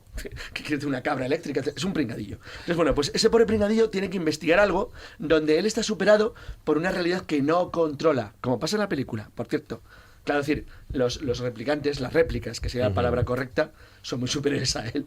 Es decir, ese es el problema. Es decir, y además, por otro lado, están amargados porque quieren tener un alma, quieren tener un destino, son una pobre gentecilla. Entonces, de verdad, esos destinos clásicos de la novela de ciencia ficción son de la novela de fantasía. Puede ocurrir en una novela de vampiros, en una de terror o en una novela gótica, clásica. Es que es igual. Hemos estado hablando de esas dos, la fantasía épica, la fantasía gótica o oscura, y también está la alta fantasía. ¿Cómo la podríamos definir? Yo Julián, creo que es la fantasía en la cual creo que la gran diferencia, y incidía en ello Todorov, es la actitud del personaje protagonista, si cree lo que está ocurriendo o no. Para mí la alta fantasía es aquella en la que el personaje protagonista, o digamos, por ir un poco a una explicación sencilla, vive en nuestro mundo y se encuentra con algo que vulnera las leyes convencionales, y es por tanto la fantasía que se usa más convencionalmente en la literatura general, etcétera, etcétera. Cortázar, y que también puede ser, yo me imagino, por ejemplo, protagonista de la banda sonora que estamos escuchando, ¿no? De La máquina del tiempo. La máquina del tiempo tiene ese matiz de ciencia ficción. Sin embargo, que ya es... y terror con el tema de los Morlocks y demás. Bueno, pero cuando tienes condensador de flujo en el coche da igual. Estaban los atontados Eloes, era la contraparte. Bueno, que por cierto, La máquina del tiempo, hay que ser justos, ya que hemos citado unos cuantos antecedentes españoles, la primera máquina del tiempo a nivel literario, sabéis que es el Anacronópete de Enrique Gaspar, 8 años antes de la máquina del tiempo. Hay aburrido en Macao de cónsul. Además, ahora está muy reivindicada con el tema del Ministerio del Tiempo. Bueno, hay que reconocer que es una porquería novela, perdón, es ilegible. Es literalmente ilegible. Lo que pasa es que tiene esa curiosidad de que en un país como el nuestro, que siempre en estos temas ha ido un poquito a la zaga, pues mira por dónde hubo un señor que se anticipó y nos hemos enterado después, porque la novela pasó en su momento totalmente. Nos hemos anticipado en un montón de cosas también, y hemos hablado y hablaremos también de temas científicos, o sea que ahí no nos podemos quejar. Las 11:07 de la noche, os repito el número del WhatsApp, es el 636-689-184.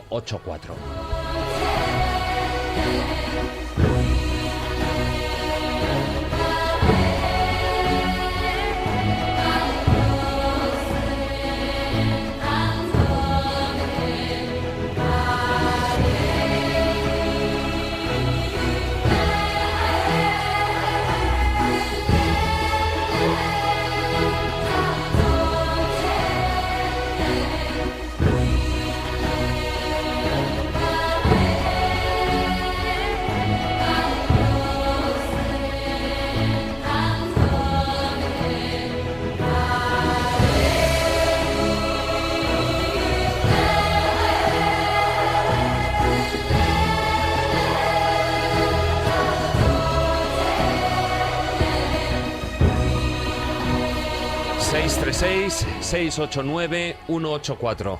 Este es nuestro número de WhatsApp. ¿Querías comentar algo, Julián? No, estábamos diciendo que íbamos a empezar con Wells. Sí, al hilo precisamente de la música esta de la película de La máquina del tiempo, basada en la novela de H.G. Wells. Y bueno, uno de los personajes emblemáticos dentro de lo que es la literatura de ficción, ¿no? Y el primer escritor en la historia que realmente consigue convertirse en una personalidad reputada internacionalmente por el hecho de escribir algo que todavía no se llamaba ciencia ficción, pero algo que era futurista y demás. Porque Julio Verne fue un bestseller. Pero H.G. Wells fue una personalidad importante que se reunió con Eisenhower, que se reunió con Stalin, que tuvo una vida y que de alguna manera se le consideraba realmente entre comillas, un profeta racional del futuro.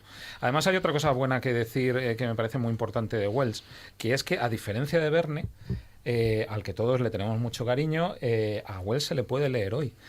A Verne yo tengo muy serios problemas para leerle hoy. Depende de qué. Depende de qué novelas. ¿Está mal envejecido? No. Las aventuras de Wells, las aventuras de Verne, las que eran equivalentes, no sé, a... Yo que sé, Viaje al centro de la... Viaje al centro de la... Miguel Strogoff, por ejemplo, las que eran de política de la época, de política ficción de la época, que se ambientaban en un entorno real, no es que sean legibles, son fantásticas. En cambio, la ciencia ficción ha envejecido mal. 20.000 leguas de viaje submarino no se puede leer hoy. No. La versión íntegra, no una en resumida cambio, para Miguel niños. Strogoff es una novela de aventuras fantástica. Es decir, las que eran de política ficción... Estamos hablando de... No, es decir, estoy hablando de las que ahora mismo sean equivalentes a novelas, no sé, pues de Forsyth o algo así, perfectas. Es decir, no hay ningún problema leer a Verne ahí.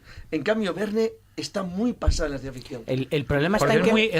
es muy didáctico. Exacto, y te se está empeña en enseñando contártelo. cosas Exacto. que ya no El son. problema es que entre otras cosas. el problema es que nos hemos hecho demasiado mayores demasiado pronto. Me explico. Cuando todos hemos empezado a leer Verne, que empezamos, pues eso, empezabas con 8 años, 7 años, eran las primeras que te caían, ibas leyendo hasta los 15, 16.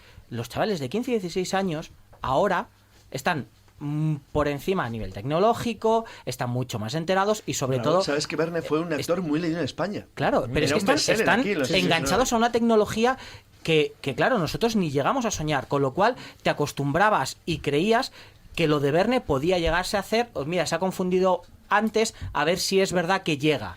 Sin embargo, a día de hoy, todo está completamente desfasado. No todo, pero fíjate, hay cosas, por ejemplo, fíjate que era lo que él estaba comentando antes a Carlos en la pausa, que es que La máquina del tiempo, La guerra de los mundos, se pueden leer hoy. Y en cambio... La guerra de los mundos... Se puede leer. Sí. Está muy bien La guerra de los mundos, muy bien.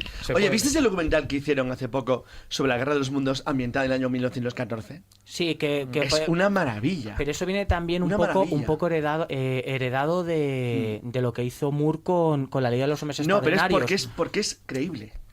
El problema porque quieres creértelo. Claro, Hace poquito, cuando sacaron en el episodio de Los Simpsons, que hicieron también mucha coña con eso, es el tema de creérselo. Raúl, o sea, hay gente que... hace poco hubo una discusión, y lo hablamos el otro día en Salamanca, ¿te acuerdas? Que era el tema... Mira, un tema muy claro. El planeta de los simios, la película. Habla de la película, el planeta de los simios, no de la novela. La película, si tú la piensas racionalmente, dices, pero qué estupidez, como no se da cuenta Charlton Heston que los monos hablan en inglés. Fíjate qué cosa más tonta. Sí. Y si están en otro planeta, ¿por qué hablan en inglés? Bueno, no te importa la película, porque es tan bueno el contenido del discurso de lo que está ocurriendo que te olvidas de lo obvio. Pero es que ahí volvemos a la suspensión de credibilidad de lo que... no es que hablen en inglés. Es que hablen. No, pero es que ahí vuelves a la suspensión de credibilidad que comentábamos al principio. La suspensión de credibilidad que volvíamos al principio. Hay autores y hay obras con las que estás predispuesto a tragar con todo lo que te tienen. Exacto. Y ocurre lo mismo con Wells. Somos mucho más benévolos con Wells que con Verne. También porque estamos muy acostumbrados a dar cera al convencionalismo de lo que vende. No lo pretende, le da igual. Lo importante de Wells es el contenido. En Verne no, es la mecánica del entorno. Y aparte, vamos a ver, que es un narrador más liviano. Es que, Verne se liaba mucho. Todo se ha dicho. Pero era muy obsesivo con la tecnología. Porque Wells era... Vamos a ver, Verne no es que supiera más. Era un chupóptero de información moderna de la tecnología. La diferencia es y aprovechaba de ello. Y fijaos lo que sé. Carlos, ¿cuándo lo lees? Claro. El problema no es leerlo con nuestra edad, es volver a y os lo digo a todos, recordar la primera vez que leísteis a Verne. Sí. Y ahora cogéis y se lo dejáis a sobrinos, primos, ahijados y similares de la misma edad.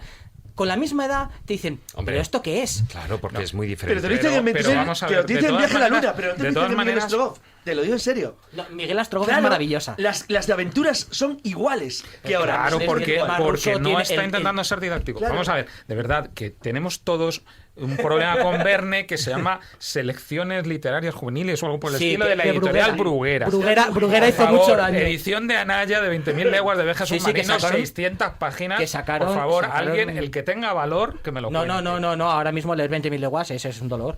Bueno, Pero sin embargo, el vamos- acento de la Tierra sigue siendo... Pero es más cortita y no Te sigue y es pidiendo más- leerla. Y es más fantástica y es una aventura. Insisto, Es las otra de estas. aventuras son una maravilla. Lo que es el Capitán Grant, es decir, Miguel Strogoff, 5 temas en globo, son iguales que La una isla novela misteriosa. Exacto. Dejemos- en cambio, dejemos fracasan a un las de lado. ciencia ficción, o sea, las de fantasía. Son un Carlos, desastre. dejemos a un lado el H.G. Wells versus Julio Verne. Sí, sí, no. Pero, y pasemos a otro gran narrador, pero en este caso, y antes de pasar a lo que pueden ser las grandes sagas y tal, tenemos a Edgar Allan Poe, que hoy precisamente es el aniversario, y que en relatos cortos conseguía crear, un sinfín de sensaciones. Fue un genio y además hizo una obra menos conocida que sus relatos cortos, que sus relatos de terror, que es Eureka. Eureka hizo toda una fantasía ahí científica, tecnológica, porque el tío estaba muy preocupado también, le pasaba igual que a Julio Verne, estaba muy al día de todo lo que ocurría, y en Eureka pues hace una especie de fantasía, otros dirían que una especie de paja mental sobre el mundo de la astronomía y de las posibilidades, ¿no?, que él veía. Pero dentro de los relatos vamos a llamarlo de terror, muchos de ellos de ciencia ficción, por ejemplo, hay uno que es muy interesante, además que ha sido citado con cierta frecuencia, que es Las aventuras de Arthur Gordon Pym. Entonces ahí, por ejemplo, aparece un dato que Carlos en alguna ese libro es conferencia lo ha dado, tremendo. que es el famoso grumete de Richard Parker, sí. donde, en fin, se lo echan ahí con los palitos Sí. y tal para ver qué se come, y luego años después Ocurrió. en Cabo Verde ocurre. Es decir, que ese tipo de anticipaciones están más allá de la propia documentación. Es decir, es como si entraran esos registros acásicos, una especie de inconsciente colectivo, donde él sabía o intuía perfectamente que ciertas cosas iban a ocurrir. Y efectivamente, A mí- él habla de la tierra hueca también en otros Pues relatos. me gusta mucho, pero reconozco que creo que la gran aportación de Poe a la literatura es la literatura policíaca. Es el creador de la literatura de detectives y de la novela negra. Es el primero. En la parte fantástica, lo alucinante de Poe es lo que dice Jesús. Es muy inquietante. Sí. O sea, joder, Poe es un tío raro. El caso Valdemar, por ejemplo, es magnífica. El barril amontillado. Todos estos. Pues ya queréis que os diga, a mí me gusta también mucho la poética de Poe, aunque no sea literatura O sea, fantástica. a ti te gusta el cuervo. Pero tú eres raro. No, Mañazo, pero no Mañazo. solo el cuervo, pero- Ligeia, Morella, todo eso. Pero tienen el sabor. Sí. Ahora, ¿vale? a- Aunque no sean literatura a fantástica. día de hoy, Cuervo. que utilizando el tema de relatos cortos, porque las antologías, gracias a ellos, por ejemplo, que las recopilan, cuesta mucho encontrar libros, si quieres vender, que no sean de 600 páginas para contarte una historia. Sin embargo, Poe te lo hace en 30 o 40. Sí, a sí, día sí, de sí. hoy... Y en menos. o incluso en menos. En tema de terror, Clive Barker, que te hace los libros de la sangre, que son cuentecitos de 25 minutos, o sea, 25 páginas. Te entran ganas de decir a alguno que dices, ¿y todavía me quedan 5?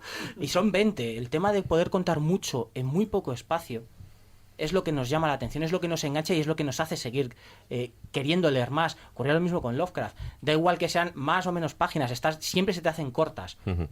Es Y que, luego- es que una cosa muy interesante es que para todos los géneros de la literatura fantástica el formato corto es muy, muy útil.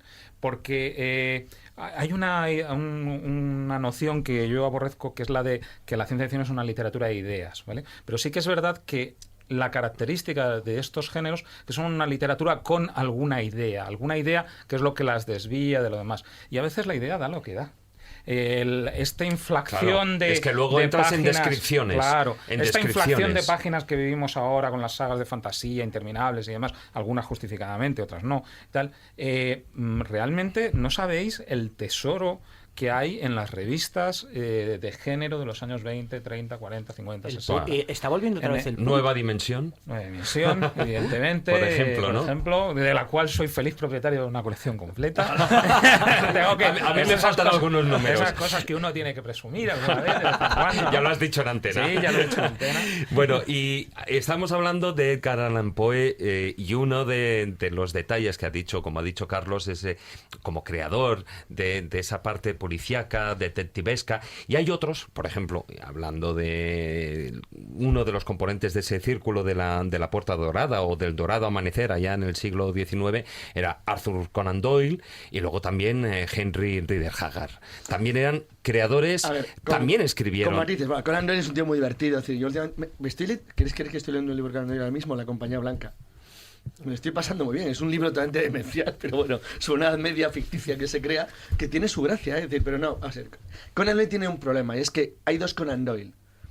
Hasta que se muere su hijo en la Primera Guerra Mundial y después. Ya. O sea, realmente hay un tema personal que cambia su vida, y eso influye obviamente en su obra, y es que es un tipo que de repente empieza a creer en el más allá, en una trascendencia, en un mundo diferente. Es un crédulo completo, él cree en hadas, Son en los mundos. grandes profetas del espiritismo. Exacto. Entonces, eso le separa un poco. Haggard es diferente. Haggard no hace estrictamente lo que llamaríamos ciencia ficción. De hecho, de ciencia no hay nada en Haggard. Simplemente sus historias son divertidísimas. Y no hablo de Tarzán. Hablo de las de Marte, las de Carter, son buenísimas. Es que son entretenidas de verdad. Claro, cuando te empiezas a leer dices, pero qué chorrada, por favor. ¿Qué más da? O sea, el tema es tan divertido, es tan entretenido, y crea una cosmogonía tan graciosa y tan original en la Tierra Hueca, en Pelúcidar. Se crea unos mundos tan divertidos que es que queda muy bien. O sea, es que Haggard es un tipo divertido. Entonces, yo no lo llamaría ciencia ficción, me parece una especie de fantasía delirante, pero bueno, tiene su gracia y a mí me parece muy divertido. Además, los relees ahora. Y ahora te parece racista, homófobo, prepotente, imperialista, tiene todos los defectos del mundo. Y Jack London. Claro, que es cualquier cosa y claro, igual. Y Joseph Conrad. Y Jack London era comunista, o sea, imagínate el resto. Bueno, hace poco la han liado con el tema de los 5, que tuvieron que... Pues claro, pero vamos a ver, que quitaron cosas políticamente incorrectas. A día de hoy es un poco... Pues todo sería políticamente incorrecto, pero... Pero los cuentos de hadas también. ¿Te acuerdas que hubo una ministra española que intentaba reescribir los cuentos de hadas porque eran homófobos, sexistas? Pero Haggard es el modelo perfecto del inglés del siglo XX, que decir que se considera un ser superior, y todo está vinculado a una historia que él construye y crea, donde coge... Lo bueno de Haggard es que coge todos los mitos. La Tierra Hueca, la vida en Marte, la vida en Venus, todo mezclado. Entonces, joder, eso es un tipo notable, es decir, eso es difícil de hacer. Y luego los mezcla. Tarzán en la Tierra Hueca, en Pelúcidar, por ejemplo, los va cruzando. Entonces, realmente... Tarzán es de Barrows, ¿no? Sí, claro. Entonces, ese mérito hay que dárselo. Incluso la versión de cine de Carter está muy bien hecha. Sí, porque sabes que ahí se ha terminado, porque fue un fracaso comercial terrible. Claro, pero evoca porque es absurda. Es fantástica, y ya pero lo hemos evoca hablado muy bien aquí, lo que cuando quería hablamos hacer. de cine lo comentamos. O sea. Fíjate esa más tonta, claro, tú pones vida en Marte, un humano en Marte, ¿qué ventaja tiene la gravedad? ¿Es Superman? Claro, algo tan tonto como eso le construye rápidamente todo un mundo genial. Entonces, bueno, de verdad, no sé por qué fue un fracaso, porque reconstruye muy bien la novela, el espíritu de lo que eran las ideas de Haggard. Porque intentaron hacerlo demasiado bonito. Puede ser. Y luego por una cuestión de cubrir costes. No, aquí lo es creíble ya, que nadie cree nada. No. Si no es una cuestión de credibilidad o no, es una cuestión de que sí que tuvo un éxito, pero no el suficiente como para cubrir costes. Es que el problema es que muchas veces lo más sencillo siempre es lo correcto, y cuando quieres enrevesar y rizar el rizo, y más con Carter, o sea, que es que es algo muy sencillo, muy básico, y que encima lo puedes comparar, porque si no lo pudieras comparar, no tuvieras una imagen hecha, vale, pero es que la película hubo momentos en los que decías, muy bien, está bien hecho, todos tenemos... Lo que pasa es que has querido gustarte. Si sabemos que sabes hacerlo bien, no hace falta que nos lo demuestres, hazlo. Bueno, las 11:22, os repito, 636-689-184. Estamos aquí en la Escóbula de la Brújula con este programa dedicado a la literatura fantástica. Y con esta música es un anticipo, evidentemente una banda sonora de una saga llevada al cine, en un anticipo de lo que hablaremos a continuación.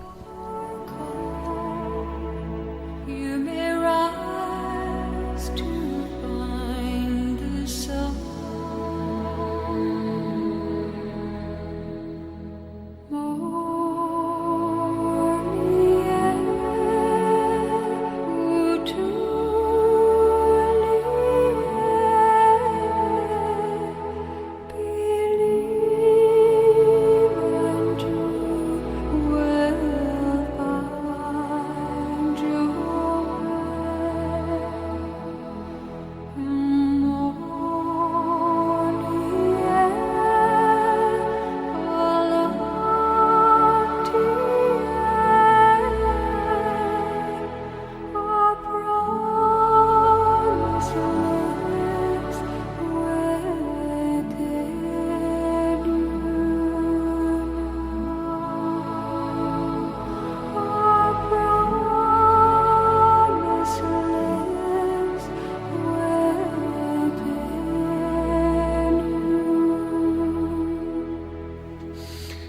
Y vamos, no sé si lo habéis conocido, evidentemente es un tema de la banda sonora del Señor de los Anillos, obra creada, esa saga, esa trilogía de Tolkien, y es, bueno, posiblemente uno de los autores más leídos en la historia moderna de la literatura, y sin lugar a dudas este Señor de los Anillos como incluso se ha considerado como el libro inglés más importante del siglo XX. Sí, hace nada, apenas 4 o 5 años sacaron una lista de los libros más importantes en la literatura inglesa y eligieron El Señor de los Anillos, que además chocó mucho. No me extraña, no me extraña. Hombre, supongo que también estaría mucho más reciente con el tema de eso, de las películas, ¿no? Y la gente lo tendría más en consideración. Sin embargo, es una de las cosas básicas que todo el mundo debería de leer, eso sí, de mayor. Porque la gente se está empeñando mucho en leer El Señor de los Anillos a ciertas edades y realmente hasta que pasas la comarca... tienes que tener la lectura hecha. Claro, a ver, es que yo recuerdo, yo creo que todos empezamos más o menos la lectura del Hobbit y después El Señor de los Anillos, pues que con una edad, con 14 años. Y luego terminas con el Silmarillion, cuando realmente el Silmarillion se escribió antes. Sí, pero el Silmarillion no hay quien se lo lea. Si pasas la genealogía, yo reconozco que la primera vez que cogí un Señor de los Anillos fue porque tuve suerte, se dejaron la biblioteca de mi colegio abierta y lo tenían en 3 volúmenes, estaban allí enormes, no sabía qué era eso. El Señor de los Anillos. Sí, yo no sabía qué era, ¿no? Yo llegué allí, me di una vuelta, claro, tapa verde, y decías, ¿qué es esto? Y yo me senté, recuerdo haberme sentado en la biblioteca con 10 años y ponerme a leer. Y decía, ¿qué es esto? ¿Qué es esto? Y vas avanzando hasta que, claro, pillas y vas poniendo las marcas, o sea, con un marcapáginas que no se notara mucho para poder seguir leyendo los días siguientes, ¿no? Recuerdo que empecé tarde, sin embargo, me costó mucho el pasar el tema de la comarca, las descripciones, sobre todo cuando no estás demasiado hecho a la lectura. Nos ha pasado y hemos comentado muchas veces en tienda que El Señor de los Anillos como primera lectura en fantasía es complicada. Es complicada, ¿no? Porque cuesta, ¿no? No deja de ser, pues eso, 2000... Es lenta para lo que... Volvemos a lo mismo. Para lo que estamos acostumbrados al mundo moderno, es lento. Estamos acostumbrados a que la acción sea avance, presentación en 5 minutos, trama grande, batalla, acabar.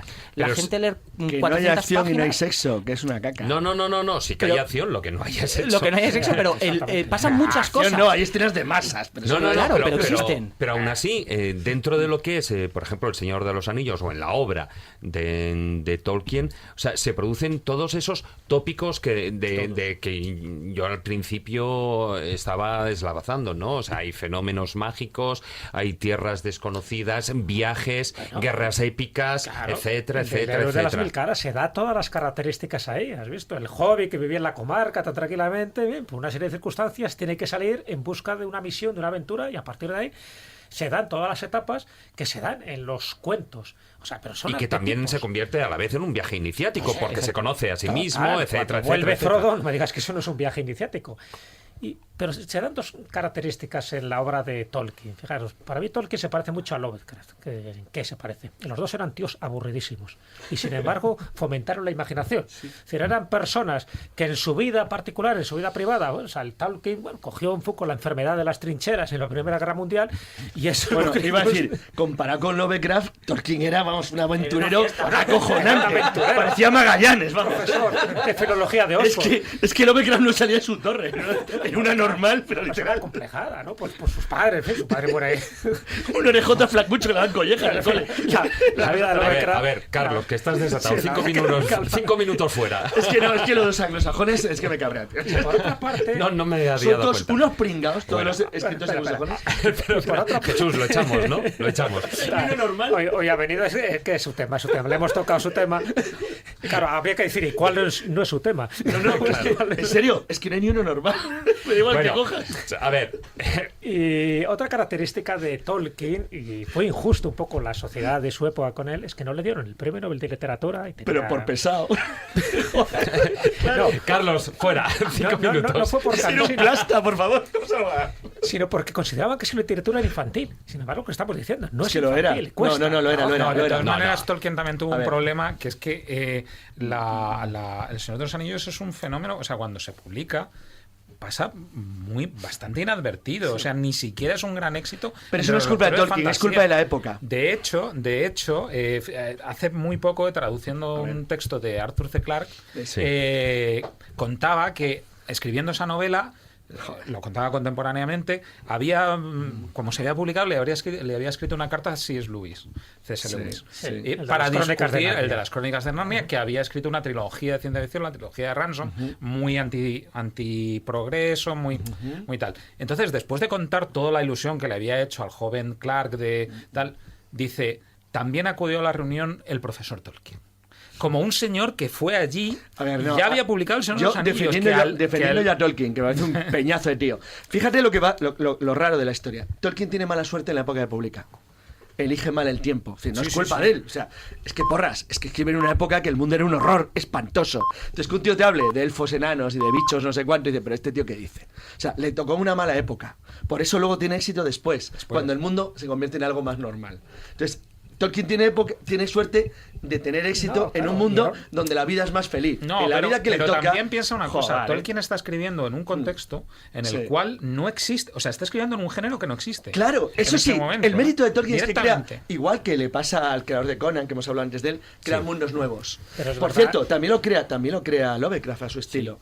Son grandes creadores. Si yo no discuto eso. No se valora la mitología, no es parte de mitología escandinava. En su momento. Mitología nórdica. En su momento, no se valora en el sentido que os contaba, de que no le dan el premio Nobel por eso, porque no se considera una literatura seria. Sin embargo, se lo dan a Winston Churchill, el premio Nobel de literatura. Que escribe muy bien, por cierto, que escribe muy bien, pero no era el mejor candidato para un premio Nobel de literatura. Para nada. ¿Por qué? Porque lo que se buscaba era más el realismo, era otro tipo de literatura, igual que ahora se está buscando siempre pues autores totalmente marginados y que vayan en contra de las corrientes más literarias. Le dan el premio Nobel por la historia de los pueblos de lengua inglesa, pero alguien puede decir, bueno, ¿y por qué le dan el Nobel, yo que sé, a Echegaray? Pues por odio a Galdós, que haber ganado de verdad. Pobre hombre, Echegaray. Le dieron el Nobel y pero sí, lo que ha ganado Galdós, pero era solo por jorabar a Galdós, que no lo consiguiera por nada del mundo. Cualquier español, cualquiera valía. Pobre Echegaray, no tiene la culpa. Sí, pero le hunden al pobre Echegaray por el premio Nobel de literatura. Y bueno, vamos a dar un pequeño salto, porque hasta ahora, evidentemente, estamos hablando, yo creo que nuestros oyentes se habrán dado cuenta, todos son autores masculinos, pero también ha habido grandes escritoras de literatura fantástica.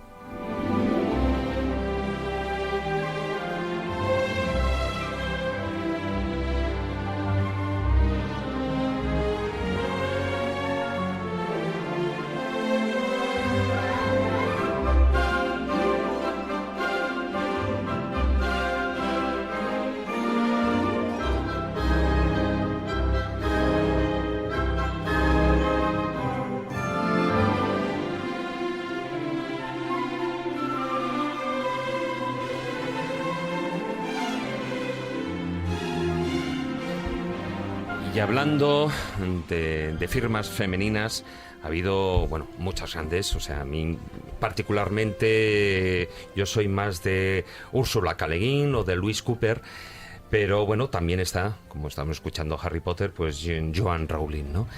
Empezamos, por ejemplo, con Ursula K. Le Guin. Muy buena. Esos libros de Terramar, esos cuentos de Terramar.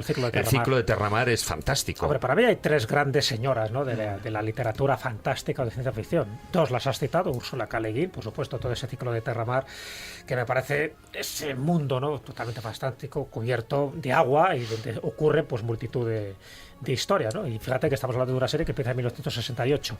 Joanne Rowling, que por supuesto pues dio el pelotazo, ¿no?, con una obra que ni ella se pensaba que iba a dar este tirón, pero luego no nos olvidemos de nuestra Carmen Martín Gaite. Es decir, hay autoras españolas también que han sido muy especialistas. Ana María Matute también. Es decir, que luego en España tenemos autoras, mujeres, que han coqueteado de alguna forma, aunque no sea su especialidad, con este tipo de temáticas. Pero evidentemente yo creo que más jóvenes también está Laura Gallego. Y Laura Gallego ahora, claro, toda la serie. Sí, por supuesto. Ursula K. Le Guin yo la enfocaría más dentro del terreno de la ciencia ficción, por lo menos así es. Para mí es ciencia ficción también. Joanne Rowling estaría más en la literatura fantástica por la cantidad de elementos fantásticos, mitológicos que mete en... Y fíjate, Ursula K. Le Guin como... No, en Terramar sería más bien fantástico, pero el resto no. No, recordemos Jesús. Con todo el respeto para Jesús. De uno en uno. De uno en uno. El resto de Ursula K. Le Guin es claramente ciencia ficción. Con todo el respeto para Terramar, las obras superiores de ciencia ficción de Le Guin que debería ser el premio Nobel de la literatura fantástica, para Sí, mí señor, claramente, de acuerdo. antes de que la señora se nos vaya. Se nos fue Lem, no le cogimos a tiempo, Stanislav Lem, se nos fue Ballard, J.G. Ballard, yo creo que Sí. Ursula Le Guin es la... Y se nos ha ido Terry Pratchett el año y se pasado. nos ha ido Terry Pratchett. Sí. Terry Pratchett. La gran época de la ciencia ficción, no hablo de literatura fantástica, para mi gusto son los años 80, donde sinceramente, lo digo de verdad, creo que la literatura puntera de la humanidad en los años 80 es fantástica. Pero Hay por una racha- producción. hay una racha Por producción, increíble. porque también No, y de calidad, hay una racha increíble. decías tú, Margaret Weiss fue editora de D&D. O sea, de ¿verdad? Dragones y Mazmorras. Fue la encargada de empezar a sacar a la gente que es otra de las leyendas urbanas que tiene Dragonlance. Es que empezó con Sí. una partida de rol, ¿no? Dragonlance empezó por un encargo. Tenían que salir de Dragones y Mazmorras. Era un juego de rol, el más vendido que tenía la compañía de Gygax. Y le encargó salir de los castillos, que era donde se desarrollaba. Y le encargaron meter dragones. Encontró a Tracy Hickman, que le había enviado en una entrevista para una entrevista de trabajo un relato. Y a partir de ahí empezaron a desarrollar un mundo aparte. Y es la encargada de coordinar, que quizá no como escritora, sino como coordinadora e impulsora de una saga de novelas, de más de 100 novelas. Es verdad. Que aunque sean principalmente 9 las que puedan funcionar, 8, sí, Leyendas, Crónicas 3 y 3, empezaron a tirar de ahí. Y sin embargo Dragonlance se sigue funcionando y sigue tanto como juego de rol como con literatura. El éxito de Joanne Rowling fue un éxito absolutamente inesperado, para empezar, para ella, o sea, y para mucha gente de su entorno. Pero bueno, ha llegado un momento en el que también digamos, el cine se mete por el medio, toda la parte multimedia. ¿Creéis, y aquí igual algunos lectores de la saga, pues igual me echarán los perros, pero ¿creéis que los libros, la saga de Harry Potter están a la altura de otras grandes sagas? Hombre, ya no digo Dragones y Mazmorras o cosas de estas, pero de otras grandes sagas de esta literatura fantástica. Yo no puedo opinar de Yo Harry Potter. voy a pecar y aquí me van a dar. Yo reconozco que Harry Potter ha sido de las sagas que más ha conseguido cabrearme, porque yo deseaba fervientemente fue en el segundo, en el tercer libro, sacó una entrevista diciendo, vas a matar a Harry Potter, que lo llevas, y al final que no muriera. Yo reconozco que no muriera como debiera. Final épico, quizás porque estamos más acostumbrados a esos finales, ya que vas a morir y te dicen que va a morir, esperas final de batalla, no en casa retirado, sino esperas un epic win. Es la literatura fantástica que lee la gente más joven que nosotros. Nosotros volvemos a lo mismo. Estamos con Dragonlance, estamos con Lovecraft, hemos crecido con Wells. Sí, son otro género, ¿no? Es otra época. Otro género y otra época que quizá nosotros no comprendemos. El por qué la gente se engancha a los Juegos del Hambre cuando, si te los lees con cierta calma, dices, bien, pero tampoco es una saga de libros ni adecuada para chavales de 8 o 10 años, o por lo menos no tanto, 8 o 10 años de los de ahora, porque no son los nuestros. Recordemos que nosotros con 8 o 10 años, 12, leímos V de Vendetta, leímos Watchmen, que es harina de otro costal. Harry Potter está prohibido en bastantes países, sobre todo musulmanes, porque pensaban que eran libros satánicos. Claro, pero por el Eso es tema de la prohíben todo. magia. No, Por eso el tema de la prohíben todo. magia. Es que no tiene solución. Da igual, no. Pero estaba pensando, mira, ahora que he visto a Ursula K. Le Guin, La mano izquierda de la oscuridad, que es Premio Nebula, es una pasada de libro para cualquier niño actual. Fíjate, es un libro de los años 60, ¿eh? O no muy finales, no sé si a los 70. 69, sí. Muy finales de los 60. Ese tipo de libros de la ciencia ficción de la época que se esperaba un mundo mejor y brillante. Hay anomalías, ¿no? Como Solaris o así, pero en general, o Len, que era un tío extraño, pero en general se esperaba un mundo feliz y mejor. De verdad que hay novelas de ficción que sigo diciendo, ¿no? Ahí estoy de acuerdo a medias con Raúl, que a la gente actual le engancharía exactamente igual si los conocidos se difundieran bien, porque siguen siendo soberbios. O sea, igual se puede leer perfectamente ahora, para un niño actual. Oye, ¿podríamos incluir en todo esto a una dama que a mí me cae particularmente bien, que es a Jean Auel, la del clan del oso cavernario, o nos quedaría un poco lejos? Para mí es fantasía. Sí, lo Para que mí pasa es fantasía, es que Está bien. el problema, claro, es que para nosotros sí, y la disfrutas muchísimo. El problema está en a quién se lo das. Claro. Que muchas veces el problema que tenemos con la fantasía ya no somos nosotros, que realmente hemos crecido y hemos vivido empapados de fantasía, tapas duras, y ahora estamos otra vez en otra generación. Sin embargo, la gente joven ponte de 20, 18 para abajo, no le puedes dar el Clan del oso cavernario porque no lo va a entender. No lo van a entender. Ni les va a llamar la atención ni la temática ni el porqué. Ese es el problema. Una preguntilla que va para vosotros dos, Raúl y Julián. Evidentemente, si ahora preguntáramos en la calle, saliéramos a la Gran Vía y dijéramos, a ver, ¿cuáles son vuestras series favoritas, vuestras sagas de fantasía? Evidentemente dirían dos, posiblemente, la de Harry Potter y la de la canción de Hielo y Fuego. De la que ahora quería hablar, sí. Juego de Tronos. Evidentemente. ¿Pero por qué? Porque se han hecho series de televisión y se han hecho películas. ¿Hubiera ocurrido lo mismo si se hubiera hecho esas mismas circunstancias, ¿no? A través de una serie televisiva de Mundo Disco, de Terry Pratchett, o Las Ruedas del Tiempo, de Robert Jordan? Es que existen. Es que Mundo Disco tiene su versión, lo que pasa es que es tan inglesa. Pero me refiero a nivel mediático. Claro, es que el problema es eso, es que la BBC sacó 3 películas de Mundo Disco que son maravillosas, súper divertidas para los que lo hemos leído. Yo creo que no, por un ejemplo. Hace poco he colaborado en un libro sobre series. Las mejores series, ensayos, ¿no? Cada uno hace una serie. Bien, si tú a la gente le preguntas cuáles son las mejores series de la historia, siempre ahora Breaking Bad, The Wire, Los Soprano, nada que objetar. Y Fraser y Cheers. El humor siempre está en el concepto general un peldaño por debajo. Entonces el Mundo Disco, el problema que tiene, que nos puede gustar mucho y demás, nunca vas a tener el mismo grado de consideración porque es humor.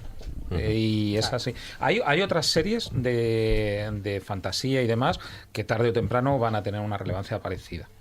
Sí. Interesante esto. Even if you're scared, you're stronger than you know. If you're lost out where the lights are blinding, caught and all the stars are hiding, that's when something wild calls you home, home. If you face the fear that keeps you frozen, chase the sky into the ocean, that's when something wild calls you home, home. Las 11:41, estamos terminando este filandón, pero evidentemente pues no podíamos obviar esa canción de Hielo y Fuego de George R.R. Martin, y que bueno, pues que también con alguna de sus novelas, bueno, lo ganó todo, ¿no? Ganó todos los premios, el Nebula, tal, todos. Pues yo quería comentar una cosa que me ha preocupado un poco. Porque ahí sí que hay sexo. Y a mansalva. No, fíjate, y a mansalva. Me da igual que no leo necesariamente la canción por sexo. No, sí, te he mirado a ti, siempre, Carlos. No, lo hago siempre porque sabes que es mi ataque permanente para jorobar, simplemente a los y yo también para jorobar. A los anillos siempre pincho con que vamos, que parece monjil totalmente. Bueno, también a dragones. No, también. Bueno, no, en serio, hay una cosa que me preocupa el otro día hablando con Guillermo, colaboró en nuestro programa, que publicó Guillermo el otro día, puso en su blog las novelas de ficción que más le habían gustado y decía, no pongo las más conocidas. O sea, y puso una serie que estaba realmente muy bien. Entonces, viéndolo, yo creo que Guillermo se ha dado cuenta del mismo problema que tengo yo. Y eso sí me preocupa un poco y me gustaría hablar, la opinión de Raúl, sobre todo, que tiene más contacto con la gente joven. Me preocupa un momento, pero me di cuenta de casualidad, o sea, no era una cosa así prevista. Si me dicen, libros que te gusten actualmente, de ensayo, tal, pues los hay de todas las épocas, los años 60, 70 y ahora mismo. Ciencia ficción, no hay ninguna que supere el año 90. La paja en el ojo de Dios, el juego de Ender. Es decir, no sé. Bueno, nos hemos dejado Orson Scott Card. Sí, igual. Podría ser unos cuantos, pero ninguna pasa de los años 90, ninguna. Decir, no. Ahí falla algo. Decir, me falla a mí, probablemente. Pero también estamos si nos fijamos en género, y él que también ha estado en editorial, vamos en ciclos.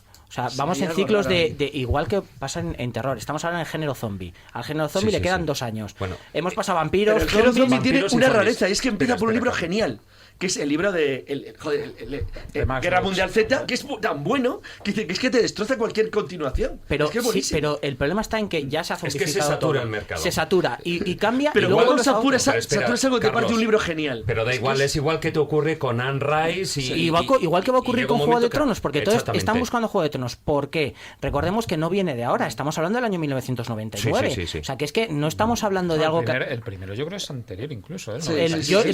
Mi primera edición es del 90, o sea, la primera edición que yo tengo es del 99. Creo que la americana es del 97. Del 97, pero por ahí vamos, finales de los 90.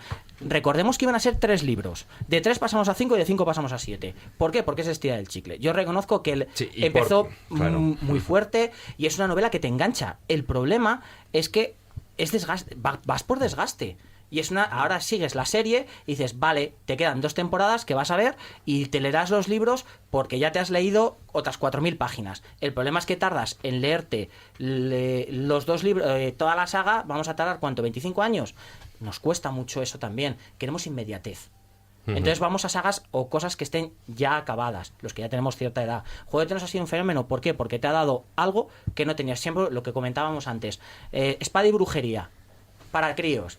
El héroe con la armadura con el dragón, críos, chavales de hasta 16 años. Hoy en día ya no lo leen eso. Claro, es que ya no se lee. Hombre, hoy en día sí que se podría leer esto, por ejemplo, ¿no? Esta música que está entrando y que yo creo que esto lo podíamos, lo leímos nosotros y lo pueden leer los niños de hoy en día. Claro, nosotros recomendamos La historia interminable, que es, primero, a nivel edición, es una de las cosas más bonitas que yo he tenido desde que era pequeñito. El Aurin. Lo que pasa es que me gusta más Momo. Bueno, que me parece un libro mucho mejor. Sí, ¿no? Bueno, es más triste. Para terminar el filandón, y hago esta rueda, luego ya hablaremos tal, pero sobre todo vosotros dos, Raúl, Julián, ¿sagas o novelas autoconclusivas? ¿Qué recomendáis? Sagas gente que quiera leer a largo plazo o gente que quiera leer algo diferente. Novelas para alguien que quiera probar. Hay veces que les puedes dar las Crónicas de Belgarath, que son 5 libritos que se leen muy fácil, pero es para gente que quiera leer fantasía de forma más relajada, quiere empezar, gente lectora que quiera adentrarse en la fantasía, gente que venga del realismo, que venga de cosas más serias, entre comillas, lo de serio, más realistas. Tienes que darles novelas, porque si no, si saben que hay más, no lo van a hacer. Ya. Julián. Yo creo que todo depende de lo que el autor tenga que contar y de lo que sea capaz de sostener. No, pero no tanto desde el punto de vista de autor, del lector. Del lector. Yo también, depende. Quiero decir, hay una saga bastante buena que no hemos mencionado de fantasía, que es la de Geralt de Rivia, de Andrzej Sapkowski, un autor polaco que ahora se va a hacer serie y tal, y no sé qué. Y él conduce, las 6 novelas tienen cuerpo y tienen hechura y tienen contenido. Como curiosidad, mucha gente se está acercando a los libros a partir del videojuego, del The Witcher. ¿No? Bueno, las 11:46 minutos, dejamos aquí el filandón, aunque seguimos hablando del tema, porque ahora, por supuesto, vamos a hablar también de esos autores españoles.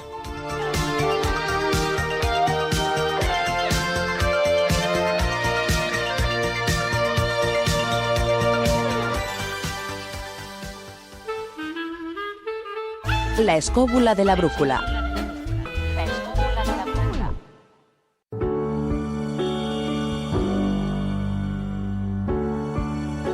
La biblioteca de Alejandría.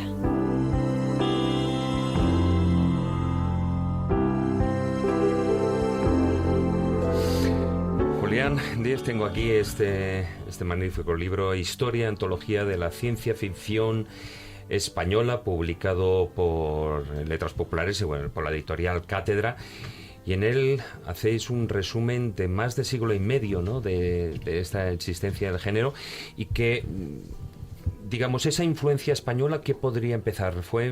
¿Empezó más hacia lo que sería una novela gótica? ¿Empezaría con Agustín Pérez Zaragoza o existen antecedentes?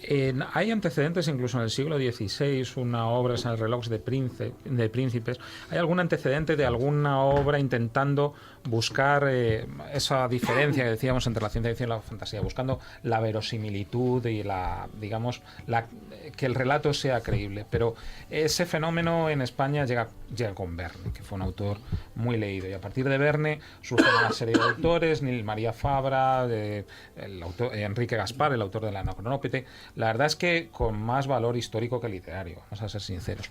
Pero también es muy curioso que luego, en la generación del 98, casi todos los autores escribieron algo asimilable a la ciencia ficción hoy. Nosotros hemos incluido ahí un relato de Azorín, pero también Unamuno, también Clarín. Se interesaron por la ciencia ficción. Ramiro de Maeztu hizo la primera traducción de La Guerra de los Mundos.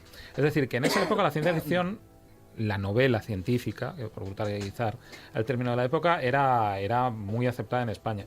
Después, con el franquismo sobre todo y con el uso que hubo, yo creo, en esa época de la cultura como arma arrojadiza, como forma de defensa o de estatus, todo lo que fue la literatura de género quedó subordinada y la novela negra consiguió escapar de esa sombra antes y a la ciencia ficción le costó un poquito más. Tuvo que entrar ya bien en los 80 para tener un poco su propia voz. O sea que... Lo que hacemos en este libro es relatar un poco toda la historia de la evolución de la ciencia ficción. El libro está compuesto de unas 100 y pico páginas de prólogo, intentando...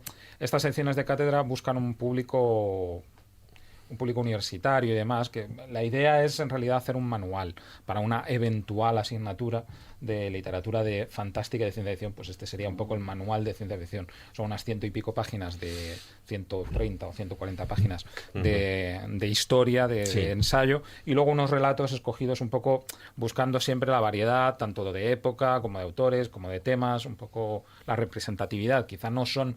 Sinceramente no son los 12 mejores cuentos de ciencia ficción española. Me ha sonado también, Julián, hasta cierto punto una crítica ácida hacia el tema, lo que podría ser la enseñanza a nivel universitario o los estudios a nivel universitario. ¿No se toca adecuadamente el tema de la literatura fantástica y de ciencia ficción? Cada vez más. Precisamente mi compañero en esta obra, Fernando Moreno, es profesor en la Universidad Complutense y él está dando clases relacionadas con ello, igual que está haciendo Sara Martín en la Universidad de Barcelona, pero están empezando en los últimos 4 o 5 años. Esto en Francia, en Inglaterra, en Estados Unidos, en Rusia es absolutamente convencional, es decir, no hay, está por todas partes. ¿Y qué autores resaltarías? Actuales igual es difícil, ¿no? Por aquello es que conozco a este, conozco al otro, ¿no? Pero... digamos, en los últimos 20 años, ¿qué novelas crees que han llegado más al público? Las que han llegado más al público sin duda son las de Félix Palma, El mapa del tiempo, tal. A mí me gustan mucho más los cuentos de Félix que sus novelas. Las novelas me parecen que son un poquito alargadas y demás, pero él funciona bien en novela y son novelas que han tenido una difusión internacional. El problema de la mayoría de los novelistas de ciencia ficción en España es que el reconocimiento es tan poco, las tiradas son tan pequeñas, porque claro, la ciencia ficción ahora parece... La idea de Star Wars nos confunde lo que es el mercado de ciencia ficción literaria, sobre todo el mercado español, que es de tiradas muy reducidas. La mayoría de los buenos autores, César Mallorquí, Elia Barceló, Juan Miguel Aguilera, Rafael Marín, Rodolfo Martínez, Javier Negrete, están derivando a otros campos, la novela histórica. El ejemplo que te puse al principio, cuando hablamos, ¿no? Antes de comenzar el programa, es que a mí me encanta, porque es una cosa de lo más friki del mundo, pero lo que me gusta, que es que Pascual Enguídanos, con la Sala de los Andar, hizo una serie de novelas de ciencia ficción, que absolutamente delirantes. Otra cosa es encontrarlas hoy en día. No, se encuentran, pero por cierto, mucho más, están en EPUB y están en electrónico, mucho más fantástica y mucho más genial la parte no extraterrestre, no la de los marcianos, cuando los marcianos malos nos invaren, sino la parte de las guerras mundiales del siglo XXI. Es una auténtica pasada de novela. De verdad, de ciencia ficción, de imaginación, de derroche. Las novelas de Enguídanos, que por cierto él filmaba como George White. Sí, George White, pero además sí quiere hacer películas de la luz sólida del oeste, novelas del oeste, pero como estaba Pascual Estefanía, entonces estos, perdón, Estefanía, La Fuente, no tenía dónde entrar, y al final hacía novelas de espacio donde había duelos en los bares, tiros, es lo mismo. pero bueno, se una salida. Yo le conocí a Pascual Enguídanos, y claro, es un señor igual que ocurre con Ángel Torres Quesada, no sé si habéis leído algo de él, que son señores que el Ángel Torres Quesada era pastelero, Pascual Enguídanos era conserje. Y bueno, eran capaces en cambio de tener esas creaciones. Bueno, pues dejamos aquí y vamos a escuchar uno de esos relatos de un autor actual, un mini relato.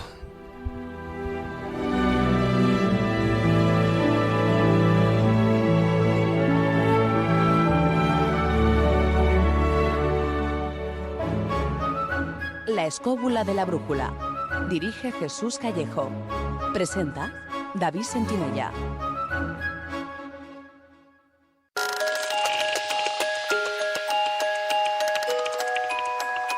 Historias bífidas.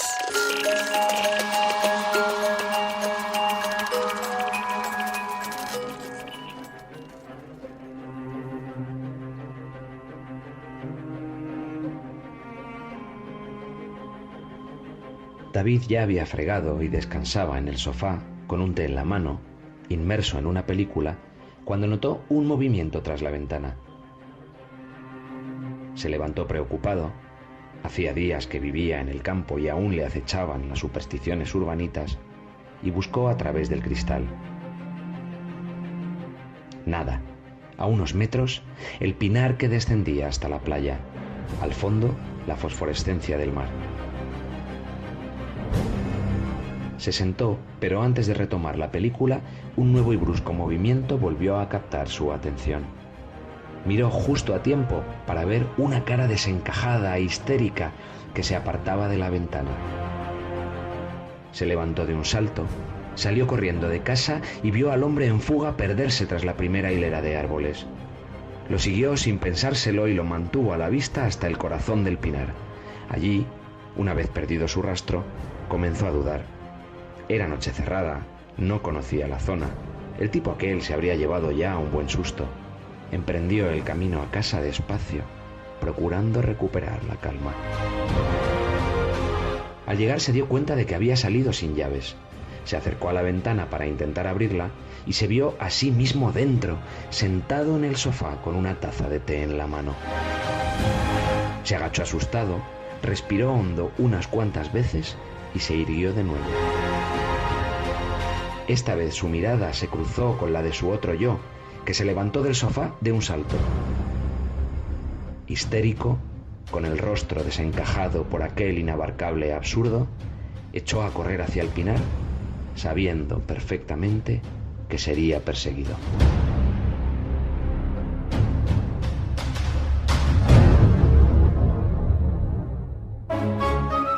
La escóbula de la brújula.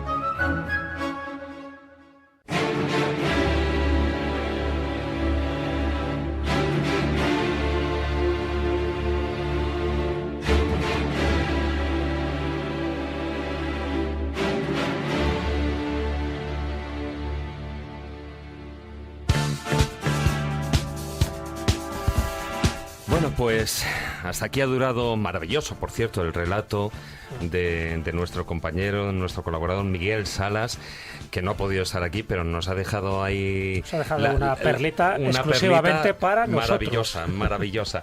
Y bueno, y antes de que se nos pase el tiempo, os tenemos que comunicar una cosa. Con la escóbula de la brújula vamos a llevar el programa en directo y vamos a estar en Mérida el sábado 22 de octubre.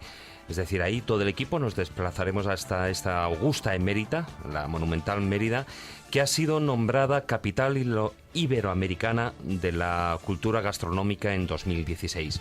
Allí grabaremos una edición especial dedicada a los alimentos sagrados, evidentemente, a los manjares de los dioses, sus tabúes, rituales, etc. Y lo haremos, precisamente esos manjares de los dioses, lo haremos en un marco incomparable, ni más ni menos que el templo romano de Diana, que por fin abre sus puertas al público. Así que, como veis, bueno, será una ocasión única, ya que cuando estemos haciendo ahí el programa nos contemplarán 2000 años de historia. Ahí es nada.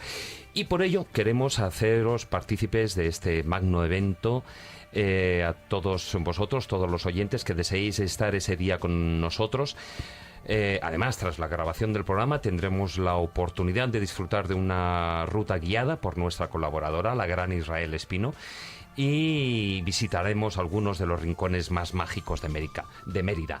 Y después de la ruta, pues como no, nos dispondremos a degustar una cena con sabrosos manjares de la gastronomía extremeña. Eso sí, como la capacidad de ese foro romano es limitada, pues os rogamos a todos aquellos que queráis acompañarnos en esta ocasión tan especial, bueno, pues tanto en lo que sería la grabación en el Templo de la Diosa como en la ruta y posterior cena, pues que os pongáis en contacto con nosotros a través de correo electrónico a fin de reservar vuestra plaza. El correo electrónico es el siguiente: escobulandia@gmail.com. escobulandia@gmail.com. Y bueno, pues hasta aquí llega el programa. Don Carlos, muy buenas noches. Buenas noches. Maese, muy buenas noches. Buenas noches, una pequeña recomendación de un amiguete. El tablero de Ronar de FJ escribe, un chaval que empieza. Jesús Callejo. Muy buenas noches. No, es que ya estoy así Servidor. de tantos Directo. nombres. Hasta la próxima semana. Creo que ha sido un programa fantástico. Desde luego que sí. Y gracias también, es fantástico, a nuestros dos invitados. Raúl Según, muchas gracias. Muchas gracias, pero me faltan 8 horas. Te faltan 8 horas. Me debéis 8 horas. O Sí, sea, de yo las os 10 traigo que habíamos Ormago. dicho, Sí, ¿no? señor. Y bueno, y también a Julián Díez, muchas gracias por haber estado A aquí con vosotros, un nosotros. placer. Gracias también, Víctor, que estás ahí al otro lado de la pecera. Y bueno, aquí finalizamos el programa. Muchas gracias a todos vosotros, queridos escobuleros, por acompañarnos una semana más.